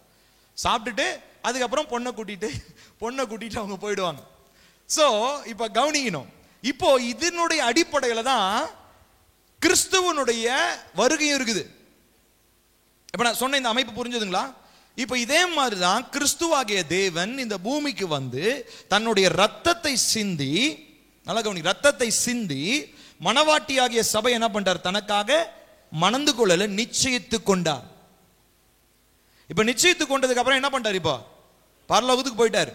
இப்ப அவர் என்ன பண்றாராம்? நமக்காக ஒரு ஸ்தலத்தை ஆயத்தப்படுத்தி கொண்டு இருக்கிறார். நீங்க நானெல்லாம் போறதுக்காக ஆயத்தம் படுத்தப்பட்ட பின்பு பிதாவாகிய தேவன் குமாரனை பார்த்து சொல்வாரு, போயிட்டு யாரை கூட்டிட்டு வா? மணமகளை கூட்டிட்டு வா. அப்போ ஒருவர், அது பேர் தான் நம்ம ரகசிய வருகைன்னு சொல்றோம். ஆனா நிறைய பேர் இந்த ரகசிய வருகைன்ற கான்செப்டை ஏத்துக்கவே மாட்டாங்க. ஆனா அது வேதத்துல இல்லாத வார்த்தை. ஆனா கலாச்சாரத்தினுடைய அடிப்படையில் நீங்க இதை பார்த்தீங்கன்னா this is 100% ரைட். 100% இப்படிதான் அது நடக்க போகுது. ரகசிய வருகையில கர்த்தர் என்ன பண்ண போறாரு? அந்த ரகசிய வருகையில அந்த எக்கால சத்தம் யாருக்கு மட்டும் தான் கேட்குமா? மணவாட்டிக்கு மட்டும். அப்ப இவங்க டபால்னு அப்படி மேல போயிடுவாங்க. கண்ணிமைக்கிற நேரத்துல மறுரூபமாக்கப்படுவாங்க. மற்றவர்கள் எல்லாரும் கைவிடப்படுவாங்க. ஏன்னா God will not judge everyone along with the bride. நல்லா கவனிக்கணும். கர்த்தர் மணப்பெண்ணையும் எல்லாரும் முன்னாடி வைத்துக் கொண்டு மணப்பெண்ணை என்ன பண்ண மாட்டாரு? நியாயம் தீர்க்க மாட்டார். ஏன்னா மணப்பெண் வந்து தனக்காக விசேஷித்து நேசித்து கொண்டு மணந்து கொண்டவர், அதாவது தனக்கென்று சொல்லி சொந்தமாக்கி கொண்டவர். அதனால உலக மக்களோட வச்சு அவங்க என்ன பண்ண, இப்ப யோசித்து பாருங்க. இப்ப என் மனைவி நான் திட்டுறேன்னா உங்க எல்லாரும் முன்னாடி நான் திட்டுவேனா? தனியா கூட்டு போய் திட்டுவேனா? தனியா தான் திட்டுவேன். கரெக்ட் பண்றதா இருந்தாலும் நான் தனியா தான் பண்ணுவேன். ஏன்னா எனக்கு அவங்க ரொம்ப விசேஷம். இப்ப அதே மாதிரிதான் தேவனுடைய நியாய தீர்ப்பு நாளில் அவர் பகிரங்கமா வரும்போது சபை இங்க இருக்காது. ஏன்னா அதுக்கு முன்னாடியே ரகசிய வருகையில மணவாளன் மணவாட்டி என்ன பண்ணிருப்பாரு? கூட்டிட்டு போயிருப்பாரு. அப்ப நியாய தீர்ப்பு நாள்ல சபை வந்து இப்படியே பேபே நிக்க போறது கிடையாது. ஏன்னா ஆல்ரெடி எக்கால சத்தத்தை கேட்டு மணவாட்டி போயிடுச்சு. சரி, அது ஜட்ஜ்மெண்ட் பத்தி நம்ம அப்புறமா பார்க்கலாம். ஆனா இன்னைக்கு நம்ம புரிந்து கொள்ள வேண்டியது இந்த ஒரு வாய்ட்னஸ், இந்த மணவாட்டிக்கு இருக்கிறதான இந்த வெறுமையை நிறைவாக்கக்கூடிய கிறிஸ்துவனுடைய அன்பு. இந்த அன்பு மணவாட்டினுடைய இருதயத்துல நாளுக்கு நாள் அதிகமாகணும். நமக்கு என்ன ஆயிடும்? 4 மாசம் வெயிட் பண்ணுவோம், 4 வருஷம் வெயிட் பண்ணுவோம். போயா மாப்பிள்ளையாவது ஒன்னாவது போ, வேற மாப்பிள்ளைய பார்த்துட்டு போவோம். இன்னைக்கு நிறைய கிறிஸ்தவங்க அப்படிதான் இருக்கிறாங்க. இயேசு வராருன்னு சொல்லிட்டே இருக்கிறாங்க. எங்க மணவாளன் வரமாட்டேன்றாரு. நான் மட்டும் மணவாட்டியா ரெடியா உட்காந்துக்கிட்டே இருக்கணும்னு எதிர்பார்க்கிறாரு, அவர் மட்டும் வரவே மாட்டேன்றாரு. இப்படிதான் நமக்கு நம்ம நியாயப்படுத்திக்கிறோம். ஆனா அவர் எதிர்பார்க்கிறது என்ன தெரியுங்களா? நாளுக்கு நாள் அவர் மேல் இருக்கிறதான நேசம் உங்களுக்கு அதிகமாகணும். அதனாலதான் உன்னத பாட்டுல ரொம்ப அழகா நம்ம வாசிச்சோம். அந்த முதல் வசனத்தை பாருங்களேன். உன்னத பாட்டு 1 2வது வசனம் பாருங்க. அவர் தமது வாயின் முத்தங்களால் என்னை முத்தமிடுவாராக. உமது நேசம் திராட்சரசத்தை பார்க்கிலும் இன்பமானது. உமது பரிமள தைலங்கள் இன்பமான வாசனை உள்ளவைகள். உமது நாமம் ஊற்றுண்ட பரிமள தைலமா இருக்கிறது. ஆகையால் கன்னியர்கள் உம்மை நேசிக்கிறார்கள். என்னை இழுத்துக்கொள்ளும், உமக்கு பின்னே ஓடி வருவோம். ராஜா என்னை தமது அறைகளில் அழைத்து கொண்டு வந்தார். நாங்கள் உமக்குள் கடி கூர்ந்து மகிழுவோம். திராட்சரசத்தை பார்க்கிலும் உமது நேசத்தை நினைப்போம். உத்தமர்கள் உம்மை நேசிக்கிறார்கள். நல்லா கவனிக்கணும். சாலமோனுக்கு அந்த லேடி லவ், அவர் நேசிக்கிறதான அந்த மகளை பார்த்தா எழுதுறாரு. ஆனா அந்த அம்மா என்ன சொல்றாங்க? என்னை இழுத்துக்கொள்ளும், நான் ஓடி வருவேன் இல்ல, நாங்கள் ஓடி வருவோம் பன்மையில சொல்றாங்க. அப்படின்னா என்ன அர்த்தம்? she and along with our friends, மணமகளும் மணமகளுடைய தோழிகளும் சேர்ந்து. இப்போ சபை அப்படிதான் பார்க்கப்படுகிறது. சபை ஒரு தனிப்பட்ட ஒரு பர்சன் கிடையாது, சபை ஒரு கூட்டம். இப்போ இந்த வேர்டு எக்ஸாக்டா அப்படியே நமக்கு பொருந்தும். அவருடைய அன்பினாலே அவர் நம்ம இழுத்து கொள்ளும் போது சபை என்ன ஆகுங்களா? அவரை தேடி ஓடி வரணும். இதுதான் அவருடைய அன்பு செய்யக்கூடிய பிரதானமான ஒரு காரியம். என்ன அப்படின்னா இழுக்கும், நம்மளை பிடிச்சி இழுக்கும். நீங்க யாருமே, நீங்களோ நானோ யாருமே கட்டாயத்தின் பேர்ல வந்தோமா? ஏசப்பாவை யாராவது கட்டாயத்தின் பேர்ல ஏற்றுக்கொண்டோமா? இல்ல. நம்மள ஒரு அன்பு தொட்டுச்சு, அந்த அன்பு நம்மளை இழுத்துச்சு. கிறிஸ்துவின் அன்பு நம்மளை மாற்றினுச்சு. கிறிஸ்துவின் அன்பை லிட்டரலா நான் பார்க்கலனாலும் கிறிஸ்துவின் அன்பை வெளிப்படுத்துகிற ஒரு சில மனிதனை நான் பார்த்தேன். அதனால நான் இயேசுவை ஏற்றுக்கொண்டேன். ஏற்றுக்கொண்டது முக்கியம் அல்ல, அவர் மேல் இருக்கிறதான நேசத்திலே நான் தினந்தோறும் வளருகிறேனா? So as a bride I am asking you this question. இந்த கேள்வி நான் உங்ககிட்ட கேட்கிறேன். மணவாட்டி ஆகிய நம்ம எல்லாருக்கும் ஒரு கேள்வி. நேற்று இருந்ததை காட்டிலும் மணவாளன் மேல் இருக்கிறதான அன்பு இன்றைக்கு உங்களுக்கு அதிகமாக இருக்கிறதா? If not, then you are not the bride. ஒருவேளை அன்பு அதிகமாகலனா நீங்க மணவாட்டியா இருக்கிறதுக்காக அழைக்கப்பட்டவங்க இல்ல. ஏதோ போற கூட்டத்துல, ஆமா, ஏதோ கூவுறதுக்காக உள்ள கூட்டிட்டு வந்த ஒரு கூட்டம் மாதிரி ஆயிடுவோம் நம்ம. அப்படியா? நம்ம கூட்டம் சேர்க்கறதுக்காக இருக்கிறோம் இல்ல. பரிசுத்த மணவாட்டியாக, பரிசுத்த மணவாளனாகிய கிறிஸ்துவுக்கு பரிசுத்தமுள்ள மணவாட்டியாக இருக்கும்படியாக நாம அழைக்கப்பட்டவர்கள். So we have this call, this identity as a bride. அப்போ நம்மளுடைய வாழ்க்கையில, உங்க வாழ்க்கையில உங்கள் மணமகனை யார் என்று புரிந்து கொள்றதுதான் உங்க வாழ்க்கையினுடைய அடிப்படையே. அதுதான். If you do not know who your bridegroom is, உங்களுடைய வாழ்க்கைக்கு அர்த்தமே இல்லை. உங்களுடைய மணமகன், உங்க மணவாளன் யாருன்னு தெரியலன்னா மணவாட்டின்னு சொல்றதுக்கு உங்களுக்கு அருகதையே கிடையாது. ஏங்க, அவர் எப்படி இருப்பாருன்னு தெரிஞ்சாதானங்க அவர் வரும்போது அவர் கூட போக முடியும். நான் சொல்றது புரியுதா? ஏங்க, மணவாட்டி மணவாளன் நிச்சயம் பண்ணாங்கன்னு சொன்னேன். இப்ப மணவாட்டிக்கு மறதி நிச்சயம் பண்ண மாப்பிள்ளை எப்படி இருப்பாருன்னே தெரியல அப்படின்னா எப்படி இருக்கும் கதை? யாரு வந்தாலும் அவங்க பின்னாடி என்னன்னு போவாங்க, இவர் தான் என் மணவாளன், இவர் தான் என் மணவாளன். ஏன்னா அந்த அம்மாவுக்கு தன்னுடைய மணவாளன் எப்படி இருப்பாங்கன்றது மறந்துருச்சு. இன்னைக்கு சபையும் அந்த நிலையில தான் தொங்கி அப்படியே தொங்கல்ல ஓரத்துல ஒட்டிக்கிட்டு இருக்குது. என்ன அப்படின்னா, we have forgotten whom our bridegroom is. நம்முடைய மணவாளன் யார் என்பதை நாம் மறந்து விட்டோம். அதனால உலகத்துல பார்க்கக்கூடிய மற்ற எல்லாமே நமக்கு எப்படி தெரியுமா தெரியுது? மணவாளனாக தெரிகிறார். ஐயோ, இது பின்னாடி போக மாட்டேன், ஐயோ இது எனக்கு ஆசையா இருக்காதா, இது எனக்கு கிடைக்காதா? ஏன்னா என் மணவாளனை நானு மறந்துட்டேன். அவருடைய தோற்றம் இன்னதென்று எனக்கு மறந்து போச்சு. அதனாலதான் தேவ பிள்ளைகளாகிய நம்ம அதிகமா தேவனுடைய வார்த்தையை வாசிக்கணும், ஜெபிக்கணும். ஜெபிக்கும் போது என்ன நடக்குது? வாசிக்கும் போது என்ன நடக்குது? அவர் யார் என்பதை அறிந்து கொள்ளுகிறோம். அவர் யாருன்னே தெரியாம எப்படி அவருக்காக காத்துக்கிட்டு இருப்பீங்க? ஒருத்தங்க வராங்க, ரோட்ல வராங்க, இவர் வந்தா எனக்கு சொல்லுங்க அப்படின்னு சொன்னா அவர் யாருன்ற அட்லீஸ்ட் ஒரு போட்டோவோ ஒரு அடையாளமோ இருந்தாதான் இவர் யார் வராங்கன்னு உங்களுக்கு தெரியும். இவர் வந்தா சொல்லுங்கன்னா ரோட்ல போறவங்க எல்லாரும் மனுஷங்க தான். கருப்பு சட்டை போட்டு வந்தோம்னா 4 பேர் கருப்பு சட்டை போட்டு போனா எல்லாம் யாரை நீங்க சொல்லுவீங்க? இப்படிதான் நம்மளுடைய கதை இருக்குது. கூர்ட்டாம்போக்குல இயேசுவை தெரிஞ்சுக்கிட்டேன்றனால நீங்க மணவாட்டியா மாறிவிட முடியாது. இயேசுவை பத்தி நான் வசனத்தை வாசிச்சிட்டேன் மாத்திரம் போதாது. சபைக்கு வரனால மணவாட்டி ஆயிட முடியாது. மணவாட்டினா மணவாளன் யாருன்றதை இன்னும் நவுட்டு தெரிஞ்சு வச்சிருக்கணும். மணவாளனுடைய தன்மை என்னன்றது தெரிஞ்சு வச்சிருக்கணும். மணவாளனுடைய இருதயத்தின் ஏக்கம் என்னன்றதை தெரிஞ்சிருக்கணும். அவருக்கு ஆசை என்ன, அவருடைய விருப்பம் என்ன, அவருக்கு டீ பிடிக்குமா காஃபி பிடிக்குமா, இதெல்லாம் தெரியணும் இல்லைங்களா? அதானே. எங்க கல்யாணம் ஆகி கொஞ்ச நாள் கழிச்சு வைஃப்கிட்ட கேட்பாங்களா இல்ல, ஏமா உன் புருஷனுக்கு வேண்டியதெல்லாம் என்ன பண்ணியா, இன்பம் பிடிச்சதெல்லாம் நீ செஞ்சு கொடுத்தேன்னு கேட்பாங்களா இல்லையா? இதுதான் நார்மல். ஏன்னா மணப்பெண்ணுடைய ஒரு எதிர்பார்ப்பு. பேசிக்கா ஒரு மணமகள் கல்யாணம் ஆனதுக்கு அப்புறம் புது பெண்ணிட்ட என்ன பண்ணுவாங்க? உன் புருஷனுக்கு வேண்டியதெல்லாம் செஞ்சியா, அவருக்கு பிடிச்சதை நீ செஞ்சு கொடுத்தியா? ஏன்னா இதுதான் உங்களுடைய அமைப்பே அப்படிதான். சோ நம்ம எல்லாருடைய அமைப்பும் அதுதான். என்ன அப்படின்னா, மணவாளனுக்கு பிடித்தது எது? What is pleasing to his heart? அவருக்கு பிடிச்சதை நீங்களும் நானும் செய்யறோமா? இந்த கேள்வியை நான் இந்த நாள்ல உங்க முன்னாடி நான் வைக்கிறேன். சோ அப்போ அவரிடத்துல முழு மனதோடு முழு இருதயத்தோடு அன்பு கூறுவாயாக அப்படின்னும் போது நமக்கிட்ட ஒரு சேலஞ்ச் இருக்கு. என்ன சேலஞ்ச்னா, without knowing who he is you cannot love him. அவர் யார் என்பதை உங்களுக்கு தெரியாமல் நீங்கள் அவரை நேசிக்க முடியாது. சோ நீங்க அவர் யார், அவர் எப்படிப்பட்டவன் தெரிஞ்சுக்கணும்னா, அவருடைய உள்ளும் புறமும் உங்களுக்கு தெரியணும்னா, go down to the word of God. கர்த்தருடைய வார்த்தைக்கு நேரா போங்க, அவரை வாசிங்க. அவர் யார், அவர் எப்படிப்பட்டவர், அவர் தன்மை என்ன, இதை அறிஞ்சிக்காம கிறிஸ்தவன் சொல்றதுனால ஒரு பிரயோஜனம் இல்லை. மணவாளன் மணவாட்டியை கூட்டிட்டு போயிடுவார். நம்ம பாட்டுக்கு மணவாட்டின்னு உட்காந்துக்கிட்டு கைவிடப்பட்டவங்களை கிடப்போம். ஆகையினால நம்ம ஆராய்ந்து பார்க்க வேண்டும். சரி, அடுத்ததா ஒரு கேள்வி. இப்ப நான் முதல்ல கேட்ட கேள்வி உங்க எல்லாருக்கும் இருந்த ஒரு கேள்வி என்னன்னா, how do we marry Jesus? ஒருத்தர் ஒருத்திய கல்யாணம் பண்றது ஓகே, அது புரிஞ்சுக்கலாம். ஆனா ஒருத்தர் இங்க பன்மையில் இவ்வளவு ஒரு கூட்டம்னு சொல்றோம், எப்படி மேரின்னு எப்படி சொல்ல முடியும்? திருமணம்னு எப்படி சொல்ல முடியும்? அந்த மேரேஜ் எப்படி பாசிபிள் ஆகும்? ஏன்னா வெளிப்படுத்தின விசேஷத்துல அது இருக்குது.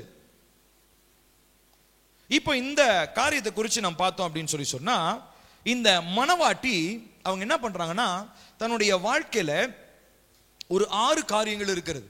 நல்லா எழுதி வச்சுக்கோங்க, ஞாபகம் வச்சுக்கோங்க, இல்ல நீங்க ரெக்கார்ட் பண்ணி வச்சுக்கோங்க. ஏதோ ஒன்று, இது முக்கியமானது, உங்களுக்கு நல்லா புரிஞ்சிருக்கணும். இந்த 6 காரியங்கள் நல்லா கவனிக்கணும். இந்த 6 காரியங்களை மணவாளனோடு நாம் அடையாளப்படுத்திக் கொள்ள வேண்டும்.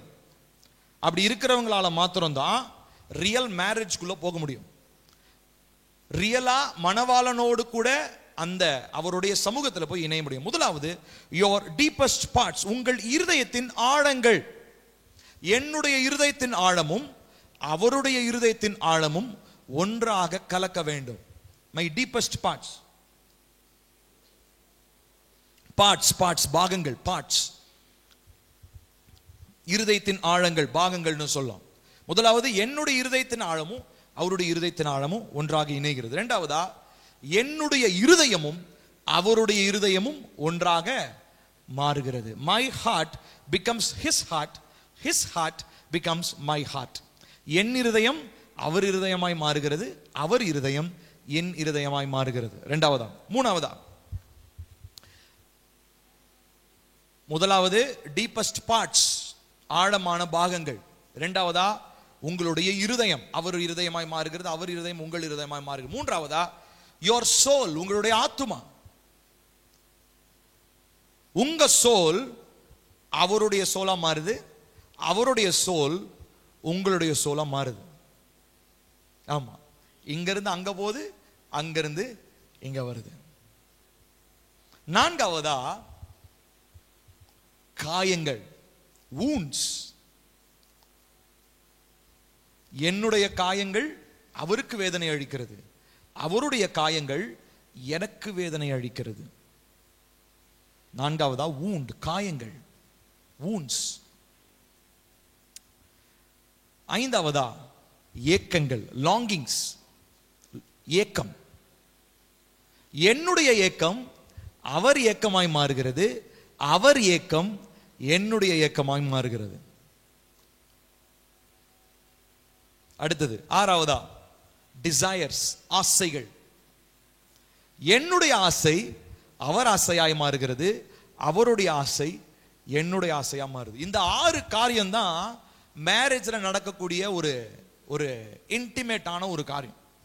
இப்ப நம்ம எல்லாருக்குமே, மனவாட்டியா இருக்கக்கூடிய நம்ம எல்லாருக்குமே இந்த 6 காரியம் இருக்கு. என்னது? இருதயத்தின் பாகங்கள், டீப்பஸ்ட் பார்ட்ஸ், இருதயம், நம்முடைய ஆத்துமா, நம்முடைய காயங்கள், நம்முடைய ஏக்கங்கள், நம்முடைய ஆசைகள். இந்த 6மே இப்ப அப்படியே யார்கிட்ட போகணுங்களா? மணவாளன் கிட்ட போகணும். இப்ப அவர்கிட்ட இருக்கிற ஆசை, அந்த ஏக்கம், அவருடைய இருதயம், அவருடைய விருப்பம், அது எல்லாமே எனக்கிட்ட வரணும்.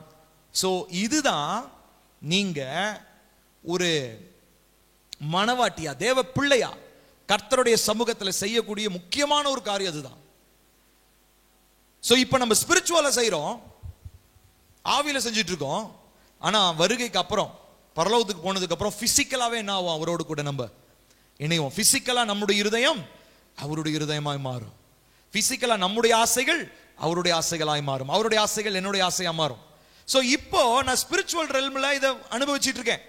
ஆனா பிசிக்கல் ரெல்ம்ல நான் மரித்ததுக்கு அப்புறமோ இல்ல தேவனுடைய வருகைக்கு அப்புறமோ மகிமையின் சரீரத்தில் அவர்கிட்ட போனதுக்கு அப்புறம் I and God, we and God become one in one. ஒருவருக்குள்ளாக ஒருவர் நம்ம என்ன ஆகிறோம்? இணைந்து விடுகிறோம். இப்ப நல்லா புரிஞ்சுக்கணும் பிரியமானவர்களே, நம்முடைய வாழ்க்கையில இந்த முக்கியமான இந்த 6 காரியங்களை நம்ம எப்பயுமே ரொம்ப ஃப்ரெஷ்ஷா வச்சிருக்கணும். நல்லா கவனிங்க. இப்போ மணப்பெண் நிச்சயிக்கப்பட்டு மணவாளன் போயிட்டாரு. அந்த மணப்பெண் கிட்ட மணவாளன் எதிர்பார்க்கிறது என்ன தெரியுமா? வரும்போது அழகு எல்லாம் கிடையாது, கன்னித்தன்மை. அம்மாவா இல்லையா? வெர்ஜினிட்டி. ஆமா தானே? எங்க நிச்சயம் பண்ணிட்டு போனதுக்கு அப்புறம் மாப்பிள்ளை என்னங்க எதிர்பார்ப்பார்? பெண்ணுகிட்ட என்னதை? கன்னித்தன்மையை எதிர்பார்ப்பார், வெர்ஜினிட்டி எதிர்பார்ப்பார். வெர்ஜினிட்டின்னு என்ன அர்த்தம்? பரிசுத்தமா, எந்த ஒரு கரைதிரை இல்லாம, கலங்கம் இல்லாம இருக்கணும்ன்றது எதிர்பார்ப்பார். இப்போ இந்த 6 விஷயத்துல நீங்க கலங்கம் ஆயிட்டீங்கன்னா, நீங்க உங்களுடைய கிறிஸ்துவுக்காக உங்களை நீங்களே கொடுக்கக்கூடியதான அந்த ஹோலினஸ் நீங்க என்ன பண்ணிடுறீங்க? இழந்து விடுறீங்க. அப்ப இந்த 6 பாகத்திலையும் நம்முடைய பரிசுத்தத்தை நம்ம காத்துக்கொள்ள வேண்டியது ரொம்ப ரொம்ப அவசியம். இந்த 6 பாகத்துல உங்களுடைய பரிசுத்தத்தை காத்துக்கொள்ளும் பொழுது he will come, he will pick you up, he will go back to heaven. அவர் வருவார், உங்களை பிரித்தெடுப்பார், உங்களை பரலோகத்திற்கு அழைத்து சென்று நித்திய நித்தியமா அவரோடு கூட நாம் வாழ போகிறோம். ஹல்லேலூயா. இப்போ இந்த 6 காரியங்களை ஒவ்வொரு நாளும் நம்ம ஆராய்ஞ்சு பார்க்கணும்.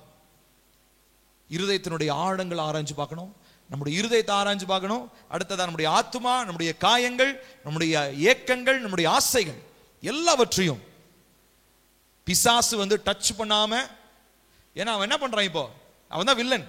வீட்டை சுத்தி மணப்பெண்ணை எப்படியாவது வீட்டுல இருந்து என்ன பண்ணிடலாம், தூக்கிட்டு போயிடலாம்டா அப்படின்னு நினைக்கிறான். ஆனா அப்ப மணப்பெண் தான் என்ன பண்ணணும், மணமகன் வர்ற வரைக்கும் தன்னை காத்துக்கொள்ள வேண்டியது மணப்பெண்ணுடைய வேலை. மணப்பெண்ணை தனியா விட்டுடலாம் போல, ஹெல்ப்பரை வேற அமைச்சிருக்கிறார். அவரு யார்? அவரு பரிசுத்த ஆவியானவர். அவர் இப்ப யாரோடய இருக்கிறாரு? மணவாட்டியோடய இருக்கிறாரு. இதை விட வேற என்னங்க வேணும்? அவர் வரேன்னு சொல்லிட்டாரு. ஆபத்து இதெல்லாம் வந்துச்சுன்னா எவனாவது வில்லன் உள்ள நுழையிறான், கதவை எதை அடிச்சுட்டு நுரைச்சிட்டு உள்ள வரான் அப்படின்னா உங்களை பாதுகாக்கிறதுக்கு ஆவியான ஒரு உதவி செய்கிறவரும் இருக்கிறார். இதை தாண்டி உங்களுக்கு என்ன வேணும்? நம்ம ரெடியா ஆயத்தத்தோட இந்த 6 காரியங்களை பரிசுத்தமா நம்ம காத்து கொண்டிருக்க வேண்டும். ஹல்லேலூயா. இந்த ஏக்கம் தான் தேவ பிள்ளைகளாகிய நமக்கு உண்டாக வேண்டும். சோ இது அப்படியே நீங்க ஃபேமிலியில கூட ஒப்பிட்டு உங்களால பார்க்க முடியும். திருமண பந்தத்திலையும் அதேதான். The most intimate thing that a husband and wife does is praying together. ஒரு கணவனும் மனைவியும் இணைந்து செய்யக்கூடிய நெருக்கமான ஒரு விஷயம் என்ன தெரியுமா? ஒருத்தரோட ஒருத்தர் இருப்பது கிடையாது, ஜெபம். ஏன்னா அந்த ஜெபத்துல யார் உங்க மத்தியில் இருக்கிறார் தெரியுமா? தேவன் உங்க மத்தியில் இருக்கிறார். அதனாலதான் கணவன் மனைவி இணைந்து ஜெபிப்பதுன்றது பயங்கர பவர்ஃபுல்லான ஒரு விஷயம். ஒருவேளை இதுக்கு முன்னாடி ஹஸ்பண்ட் அண்ட் வைஃப் நீங்க ஜெபிக்கலனா, கணவன் மனைவி இணைந்து நீங்க ஜெபிக்க பழகுங்க. ஈவன் தோ பிள்ளைங்கலாம் தூங்கிட்டு இருக்கலாம், பிள்ளைங்க டயர்டா இருக்கலாம், என்ன ஆனாலும் பரவாயில்ல, ஹஸ்பண்ட் அண்ட் வைஃப் பிரேயரை மாத்திரம் தயவு செஞ்சு கணவன் மனைவியா இருக்கிறவங்க மிஸ் பண்ணவே பண்ணாதீங்க. அது பயங்கர பவர்ஃபுல்லான ஒரு வெப்பன், பிசாசுக்கு எதிரான ஒரு வல்லமையான ஒரு ஆயுதம், கணவன் மனைவியும் இணைந்து ஜெபிப்பது. கடைசியாக ஒரு வசன பகுதியை வாசிச்சு நம்ம முடிக்க போகிறோம். எடுங்க, எபேசியர் 5வது அதிகாரம் 28 இருந்து 32.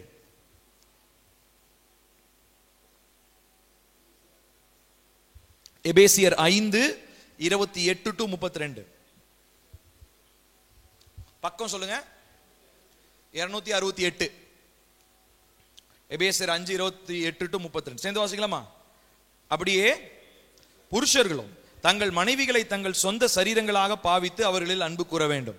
தன் மனைவியில் அன்பு கூறுகிறவன் தன்னில் தான் அன்பு கூறுகிறான். தன் சொந்த மாம்சத்தை பகைத்தவன் ஒருவனும் இல்லையே. கர்த்தர் சபையை போஷித்து காப்பாற்றுகிறது போல ஒவ்வொருவனும் தன் மாம்சத்தை போஷித்து காப்பாற்றுகிறான். நாம் அவருடைய சரீரத்தின் அவயவங்களாகவும் அவருடைய மாம்சத்துக்கு அவருடைய எலும்புகளுக்கும் உரியவர்களாகவும் இருக்கிறோம். இது நிமித்தம் மனுஷன் தன் தகப்பனையும் தன் மனைவியுடன் இசைந்து இருவரும் ஒரே மாம்சமாய் இருப்பார்கள். இந்த ரகசியம் பெரியது. நான் கிறிஸ்துவை பற்றியும் சபையை பற்றியும் சொல்லுகிறேன். பால் பாருங்க, ரொம்ப அழகா ஃபைனல் டச் கொடுக்கிறார். எல்லாம் சொல்லிட்டு கடைசியா சொல்றாரு, நான் யாரை பத்தி சொல்றேன்?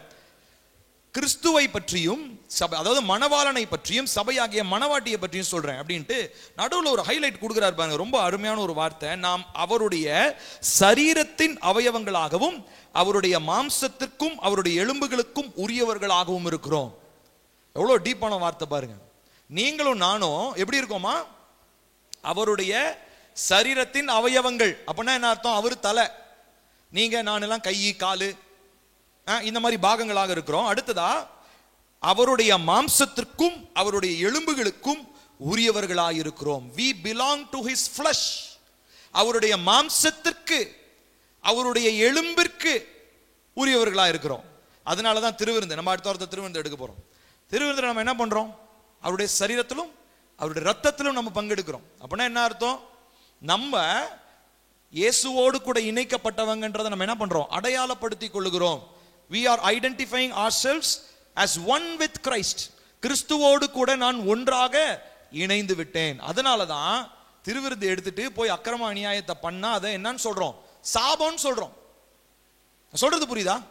திருவிருந்து எடுத்துட்டு ஒருத்தன் போய் பாவத்தை செஞ்சானா அது அவனுக்கு என்னவா மாறுது? சாபமா மாறுது. ஏன்?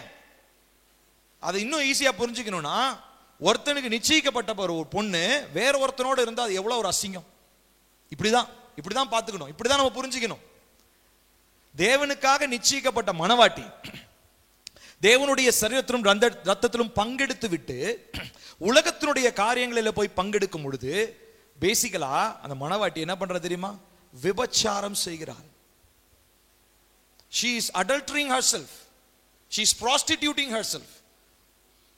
நீங்க இந்த எண்ணத்துல நீங்க உங்க பாவத்தை யோசிச்சு பாருங்களேன். உங்க பாவத்தை செய்யறதுக்கு உங்களுக்கு அருவருப்பா இருக்கும். You will hate sin. பாவத்தை நீங்க வெறுப்பீங்க. ஏன் தெரியுமா? If you do sin, you are an adulterous generation. நம்ம ஒரு ஏன்னா இயேசுப்பா கூட பாருங்களேன், அங்கிருந்த மக்களை எப்படி தெரியுமா திட்டுவாரு? இந்த விபச்சார சந்ததி யார் ஒரு அடையாளத்தை தேடுகிறார்கள். யாரை பார்த்து? பரிசேயர் சதுசேயர் இஸ்ரவேல்ல பயங்கரமா நியாயப்பிரமாணங்களை கற்று தேர்ந்த மனிதர்களை பார்த்து என்ன தெரியுமா சொன்னாரு? இந்த விபச்சார சந்ததி யார்? என்ன கேட்கிறாங்க? அடையாளத்தை கேட்கிறாங்க. மனுஷகுமாரனை அடையாளமே அல்லாமல் வேறொரு அடையாளமே உங்களுக்கு கொடுக்கப்படாது அப்படின்றார். அப்போ எவ்ரி டைம் யூ சின், என்ன தாட் வரணும் தெரியுமா? நீங்க ஏசப்பாவுக்கு விரோதமான விபச்சார பாவத்தை செய்றீங்க. ஏன்னா அவர் உங்களை எப்படி பார்க்கிறாரு? தன்னுடைய சரீரமா பார்க்கிறார். தன்னுடைய மாம்சமும் தன்னுடைய எலும்பாவும் பார்க்கிறார். ஆனா இந்த சரீரமும் மாம்சமும் தனியா போய் ஒரு அநியாய அக்கிரமத்தை செஞ்சா அது அவருக்கு எவ்வளவு வேதனையா இருக்கும். எவ்ரி டைம் வி சின், நாம் பாவம் செய்கிற இந்த மணவாட்டி பாவம் செய்கிற ஒவ்வொரு நொடியும் மணவாளனுக்கு விரோதமான துரோகமாக இது மாறுகிறது. ஸோ பாருங்களேன், எவ்வளோ ஒரு முக்கியமான ஒரு காரியம் இல்லை இது நம்முடைய வாழ்க்கையில. அதனால தான் பியூரிட்டி, பரிசுத்தம், தேவன் விரும்புகிற பரிசுத்தம், அது ரொம்ப முக்கியமா. செக்ஷுவல் பியூரிட்டி, பால் உறவு சம்பந்தமான காரியங்களில் பரிசுத்தம். ஆண்கள் பெண்கள் யாரா இருந்தாலும் சரி, இன்னைக்கு வயசு வரம்பெல்லாம் இன்னைக்கு பிசாசு பார்க்கறது இல்லை, இஷ்டத்துக்கு வருது அந்த பாவங்கள்லாம். ஆகையினால அந்த வயசு வாலிப வயசுலாம் சொல்ல முடியாது, எல்லா வயசுலயும் வருது. அப்ப இந்த விதமான காரியங்களிலே பாவம் செய்வோம் என்று சொன்னால், நான் ஒருத்தன் செய்யறேன்னு நீங்க நியாயப்படுத்திக்க கூடாது. நீங்க செய்யும் போது முழு சரீரமும் கரைப்படுகிறது. ஏன்? இதுக்கு முன்னாடி உங்களை எப்படி அடையாளப்படுத்திக்கிட்டீங்க? கிறிஸ்துவின் சரீரத்திலும் ரத்தத்திலும் உங்களை அடையாளப்படுத்தி விட்டு நீங்கள் ஒரு காரியத்தை செய்யும் போது, ஒரு பொய் பேசும் போதோ, ஒரு தேவனுக்கு பிரியமில்லாத ஒரு இச்சையான காரியத்தை செய்யும் போதோ, இல்ல தேவனுக்கு பிரியமில்லாத கோபத்தை, simple anger is also is like prostitution. யோசிச்சு பாருங்க எவ்வளோ பரிசுத்தம்ன்றது எவ்வளோ முக்கியம். யோசிச்சு பாருங்க. நீங்க எல்லாம் நீங்க சேர்த்து சொல்றேன், நம்ம எல்லாருமே ஒவ்வொரு பாவத்துக்கும் ஒரு லெவல், ஒரு வேல்யூ கொடுத்து வச்சிட்டோம். அதனாலதான் கோவம்னா அது சின்ன பாவம், விபச்சாரம்னா அது பெரிய பாவம், கோவப்படுறது சின்ன பாவம், கொலை செய்யறது பெரிய பாவம். ஆனா கிறிஸ்துவனுடைய சரீரத்தில் அப்படி பார்க்கப்படுறது இல்ல. கிறிஸ்துவனுடைய மணவாட்டியாகிய சபை, இதுல இருக்கிற ஒருத்தர், நானு தனியா போகும்போது ஒருத்தரை இச்சையோடு நான் பார்த்தனாலே முடிஞ்சு போச்சு. நான் என்ன பண்றேன்? கிறிஸ்துவனுடைய சரீரமா இருந்து நான் விபச்சார பாவம் செய்யறேன். வெறும் பாவம் இல்ல. A bridegroom cannot bear his bride doing a sin like that. இல்லையா? ஒரு மாப்பிளை மணமகள் இவ்விதமான பாவத்தை செய்யறதை ஏற்றுக்கொள்ள முடியுமா? வேற எந்த பாவம் கூட ஓகேங்க. ஆனா இவ்விதமாய் தன்னை விபச்சாரத்துக்கு விட்டு கொடுக்கிற ஒரு பாவத்தை மணமகனால ஏற்றுக்கொள்ளவே முடியாது. ஆனா மணவாட்டியாகிய சபை சின்ன பாவம் செஞ்சா கூட அது எதற்கு ஈக்குவலா இருக்கு தெரியுமா? நம்ம அவருடைய சரீரத்திலும் அவருடைய மாம்சத்திலும் எலும்புக்கும் உடையவர்களாக இருப்பதனாலே every small sin that we do is like prostituting ourselves. நாமே விபச்சாரத்திற்கு விற்று கொடுக்கிறவர்களாக நாம் போய்விடுறோம். அதனாலதான் தேவன் பரிசுத்தத்தை எவ்வளோ முக்கியத்துவப்படுத்துறார் பாருங்க. ஏன்னா சரீரம் எப்படி இருக்கணும்? பரிசுத்தமா இருக்கணும். பவுல் கூட சொல்றார், அவன் தன்னுடைய சரீர பாண்டங்களை பரிசுத்தத்தோடு காத்துக்கொள்ளணும். உங்களுடைய அவயவங்களை நீதியின் அவயவங்களாக ஒப்பு கொடுங்கள். அநீதியின் அவயவமா இருக்கக்கூடாது. மூளை பகுதியில் கண்டதையும் யோசிக்க கூடாது. வாயின் வார்த்தையால சும்மா தேவையற்றதை பேச கூடாது. இப்படி எல்லாம் செய்யும் பொழுது தேவனுடைய சரீரமாய் இருக்கிறதான நான் என்ன பண்றேன்? அவருடைய சரீரமாய் இருந்து கொண்டு வேறொரு காரியத்திற்கு அடிமைப்பட்டவனாக, வேறு ஒருத்தருக்கு, வேறு ஒருவனுக்கு என்னுடைய சரீரத்தை நான் விற்று போடுகிறேன். bridegroom will not bear this issue. மணவாளன் இந்த பாவத்தை பொறுத்துக்கிட்டு இருக்க போவது இல்ல. நீங்க ஒருவேளை மணவாட்டி நீங்க சொல்லிக்கலாம், அவரு உங்களை பார்த்து மணவாட்டின்னு சொல்லணும் இல்லையா? அப்ப அவரு உங்களை பார்த்து மணவாட்டின்னு சொல்லணும்னு சொல்லி சொன்னா உங்களிடத்துல எந்த அளவுக்கு அந்த பரிசுத்தம் இருக்கணும்? ஹல்லேலூயா. அப்போ இந்த மிஸ்ட்ரி, இந்த மணப்பெண்ணுடைய புதிர் என்ன தெரியுமா? 2 விஷயம் சொன்னேன். ஒண்ணு, மணமகள் திருமணம் செய்வதற்காகவே உருவாக்கப்பட்டவள் ஒண்ணு. 2வதா, மணமகள் வெறுமனே ஒரு தனி ஒரு டிஃபரண்ட் என்டிட்டி, ஒரு தனி ஆள் கிடையாது. அவள் மணமகள் நிச்சயிக்கப்பட்டதுனாலே இப்ப யாருடைய சரீரத்தில் ஒன்றாக இருக்கிறாள்? மணவாளனுடைய சரீரத்தில் ஒன்றிணைக்கப்பட்டவளாக இருக்கிறாள். ஆகையினாலே தன்னுடைய சரீரத்தினால எந்த ஒரு பாவத்தை செய்தாலும் அது மணவாளனுக்கு விரோதமான துரோக செயலாக இருக்கிறது. ஏங்க நான் சொல்றது அந்த சீரியஸ்னஸ் உங்களுக்கு புரியுதா? நான் ஈவன் நம்ம சின்ன ஒரு பொய் சொன்னா கூட அது ஏசப்பாவுக்கு விரோதமான துரோகம். பாவம் இல்ல, பாவம்லாம் ஈஸியான ஒரு விஷயமா பார்த்துட்டோம். துரோகம் யோசிச்சுக்கோங்க. துரோகம் அந்த வார்த்தையை எப்ப பயன்படுத்துவோம்? ரொம்ப உச்சகட்டத்தில் தான் அந்த வார்த்தையை சொல்லுவோம். ஆமா தானே? இதுதான். அப்போ எந்த அளவுக்கு பரிசுத்தம்ன்றது மணமகள் மணவாட்டியின் இடத்துல கர்த்தர் எதிர்பார்க்கிறது கொஞ்சம் யோசிச்சு பாருங்க. அதனாலதான் ஃபைனலா பால் சொல்றாரு, இந்த ரகசியம் பெரியது, நான் சபையை குறித்தும் கிறிஸ்துவை குறித்தும் சொல்லுகிறேன். நம்ம எல்லாருமே அந்த மணவாட்டியா இருக்கணும்ன்றது நம்ம ஆசைதான். ஆனா மணவாட்டியா இருக்கணும்னா முதலாவது மணமகள் எதற்காக உருவாக்கப்பட்டாலும் தெரிஞ்சுக்கணும். மணமகன் யாருன்றது நமக்கு தெரியும். மணமகன் யாருன்னு தெரியணும்னா அவருடைய வார்த்தையிலிருந்து அவர் யாருன்றதை நம்ம இன்னும் கற்றுக்கொள்ளணும். அடுத்தது ரொம்ப முக்கியமா சொன்னேன், நம்மளுடைய வாழ்க்கையில இம்மி அளவு கூட பாவம் இல்லாத அளவுக்கு நம்மை காத்துக்கொள்ள வேண்டியது அவசியமாக. நம்ம யாரும் எழுந்து நிற்போமா? பரிசுத்தமுள்ள மணவாட்டியா கர்த்தர் சமூகத்துல நம்ம ஒப்பு கொடுக்கணும். அவருடைய மணவாளனை சப்ஸ்டியூட் பண்ற மாதிரி வேற எந்த விஷயத்தை வந்தாலும் உங்க வாழ்க்கையை விட்டு வெளியேற்றுவதற்கு ஒரு தீர்மானம் எடுங்க. இன்னைக்கு நான் ஒரு 6 காரியங்களை சொன்னேன் இல்லைங்களா? இந்த 6 காரியத்தை டீப்பா நீங்க நல்லா எழுதி வச்சுக்கோங்க, மனசுல பதிய வச்சுக்கோங்க. அந்த 6 காரியங்களை வேற எந்த மனிதனோ, வேற எந்த ஆளோ, வேற எந்த வல்லமையோ தொடுவதற்கு நீங்க அனுமதிக்க கூடாது. அதுதான் முக்கியமான காரியங்கள். அதுதான் மணவாளன் உங்களை தன்னோடு அடையாளப்படுத்துவதற்கான காரியங்கள்.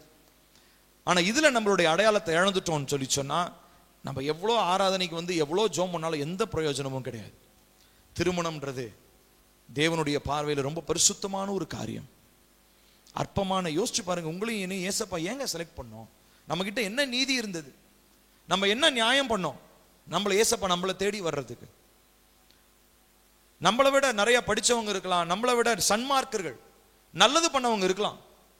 ஆனா தேவன் நம்மளை தேடி வந்தார். ஏன்னா நான் அவருடைய மணவாட்டியாக இணைக்கப்படணும், அவரோடு கூட இருக்கணும், அவருடைய மாம்சத்திலையும் அவருடைய எலும்புக்கும் உடையவனா இருக்கணும்ன்றது அவருடைய விருப்பம். அது அவர் ஆசைப்படுறாரு.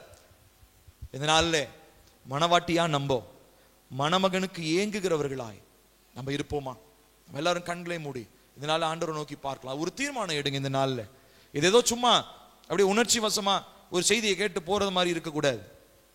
ஒரு தீர்மானம் எடுங்க. அப்பா, உன்னுடைய மணவாட்டி ஆகிய நான், உம்முடைய மணவாட்டியாகி இந்த சபையில் இருக்கிற நான், என்னை எவ்விதத்திலும் நான் கலங்கப்படுத்தி கொள்ள மாட்டேன். எவ்விதமான பாவத்தினாலும் நான் அப்பா உங்களுக்கு பிரியமில்லாத காரியங்களை நான் செய்ய மாட்டேன். மணவாளனுடைய இருதயத்திற்கு நான் இருதயத்திற்கு வேதனை உண்டாக்குகிற காரியங்களை நான் செய்ய மாட்டேன். என்னுடைய இருதயம் எப்பொழுதும் பரிசுத்தத்தை விரும்புகிறதா இருக்கட்டும். எப்பொழுதும் மணவாளனுக்கு நான் உண்மை உள்ளவனா இருக்கணும். என்னுடைய செயல்பாடுகள், பேச்சு, என்னுடைய கிரியைகள் எல்லாவற்றிலும் அப்பா நான் மணவாட்டியா என்னுடைய பரிசுத்தத்தை காத்துக்கொள்ள எனக்கு உதவி செய்யுங்கப்பா. அப்பா, நான் உங்களுடைய சரீரமும் உங்களுடைய அவயவமும் உங்களுடைய எலும்புக்கு எலும்புமா நான் இருக்கிறேன்னு சொல்லி இந்த வசனத்துல நாங்க வாசிச்சோமே.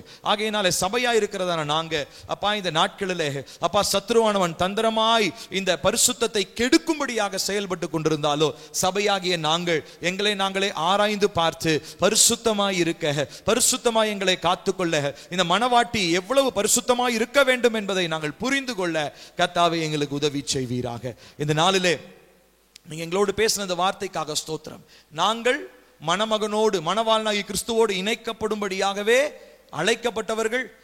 நாங்கள் மணவாளனை அறிந்து கொள்வதற்கு, நாங்கள் இன்னும் அவரை குறித்து, மணவாளனை குறித்து இன்னும் அதிகமாய் நாங்கள் தெரிந்து கொள்வதற்கு அவருடைய வார்த்தைகளை நாங்கள் வாசிக்கணும்.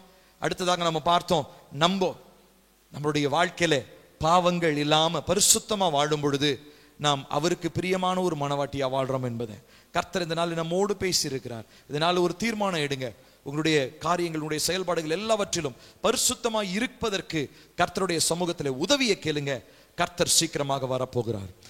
அப்பா, இந்த நாள்ல எங்களோடு கூட நீங்க பேசின இந்த வார்த்தைக்காக ஸ்தோத்திரம். மணவாளனாகிய நீர், மணவாட்டியாகிய இந்த சபையை எவ்விதமாவது பரிசுத்தத்திற்கு நேராக வழிநடத்த வேண்டும் என்பதே உம்முடைய சித்தமாய் இருக்கிறது.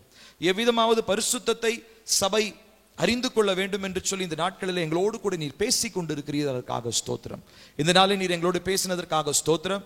இந்த வார்த்தையின்படி எங்களை நாங்களே பரிசுத்தமாய் காத்துக்கொள்ள மணவாட்டியாகிய நாங்கள் மணவாளனுக்காக ஆயத்தமாய் காத்திருக்கிற கன்னிகைகளாக, புத்தியுள்ள கன்னிகைகளாக எங்களே நாங்கள் அப்பா நாங்கள் காத்துக்கொள்ள இந்த 6 காரியங்களை பார்த்தோம். இந்த 6 காரியங்களும் நாங்கள் பரிசுத்தமாய் இருக்கவும், ஒரு காரியத்திலையும் நாங்கள் பாவத்தை செய்யாம அப்பா உமக்கு பிரியமானவைகளை செய்ய உம்முடைய வருகைக்காக ஆயத்தமா இருக்க எங்களுக்கு உதவி செய்யும். உம்முடைய ரகசிய வருகையில மணவாட்டி ஆகிய நாங்க எல்லாரும் வரணும் ஆண்டவரே.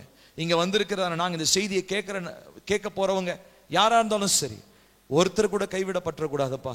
அப்பா நாங்க எல்லாருமே உங்களுக்கு பிரியமானவங்களா, உங்களுக்கு பரிசுத்தமானவங்களா இருக்க எங்களுக்கு உதவி செய்யுங்க. இந்த மணவாட்டியினுடைய புதிரை நீர் எங்களுக்கு கற்றுக் கொடுத்ததற்காக ஸ்தோத்திரம். தொடர்ந்து நீர் எங்களோடு இருந்து உம்முடைய நாமத்தை மகிமைப்படுத்துங்க. எங்களுக்கு உறுதுணையாய் கொடுக்கப்பட்டிருக்கிறதான பரிசுத்த ஆவியானவருக்காக நன்றி. அவருடைய துணையோடு நாங்கள் பரிசுத்தமாய் வாழவும், எங்களுடைய பரிசுத்தத்தை காத்துக்கொள்ளவும், மணவாளனுடைய வருகைக்காக ஆயத்தப்படவும் உதவி செய்யும். துதிகன மகிமையில உமக்கே இயேசுவின் நாமத்தில் கேட்கிறோம் நல்ல பிதாவே, ஆமென் ஆமென். நம்முடைய கர்த்தராகிய இயேசு கிறிஸ்துவின் கிருபையும் பிதாவாகிய தேவனுடைய அன்பும் பரிசுத்த ஆவியினுடைய காவலும் ஐக்கியம் நம் அனைவரோடும் என்றும் என்றும் சதா காலங்களிலும் நிலைத்திருப்பதாக. ஆமென் ஆமென். Praise the Lord. கர்த்தர் நம்மை ஆசீர்வதிப்பார்.